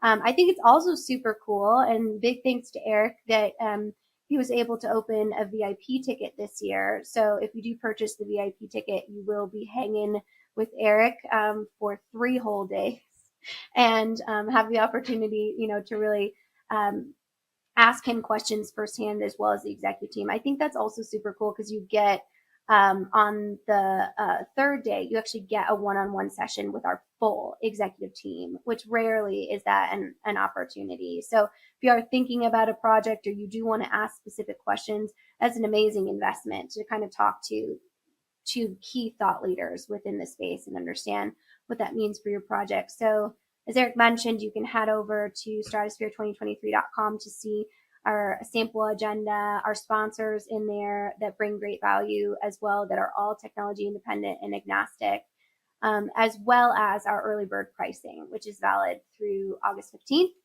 So definitely get in there and take advantage of that.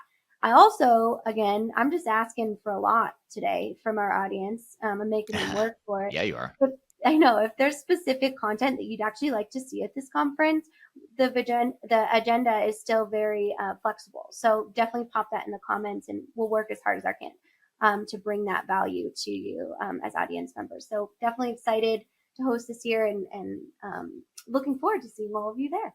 Yeah, likewise. Yeah, look forward to seeing you there, Kyler, as well as the audience here. And if you know anyone that might be interested, be sure to send them over to stratosphere2023.com. And we'll share more details as this on this podcast. We'll continue to share more details about the conference in the coming weeks and months leading up to that event. So great show today. Thank you, everyone, for joining. Thank you to the audience for the great questions. Thank you, Kyler, for hosting. Thank you for our guests, particularly Shannon and Nicole from System 1A. Thank you for being here today. Really enjoyed the conversations we've had here today. So hope you all have a great week. We look forward to seeing you next Wednesday on next week's episode of Transformation Ground Control. Have a great week. In the meantime, we'll see you soon. Take care.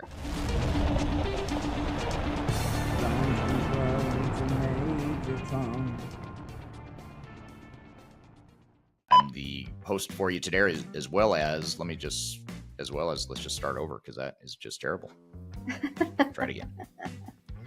Hello, welcome to the episode. Man, God. That's all right. Cassie has seen worse than this, so that's the good news. Oh, absolutely, definitely, from myself for sure. So. Well, I was going to say from me in particular. Great, perfect, nailed it.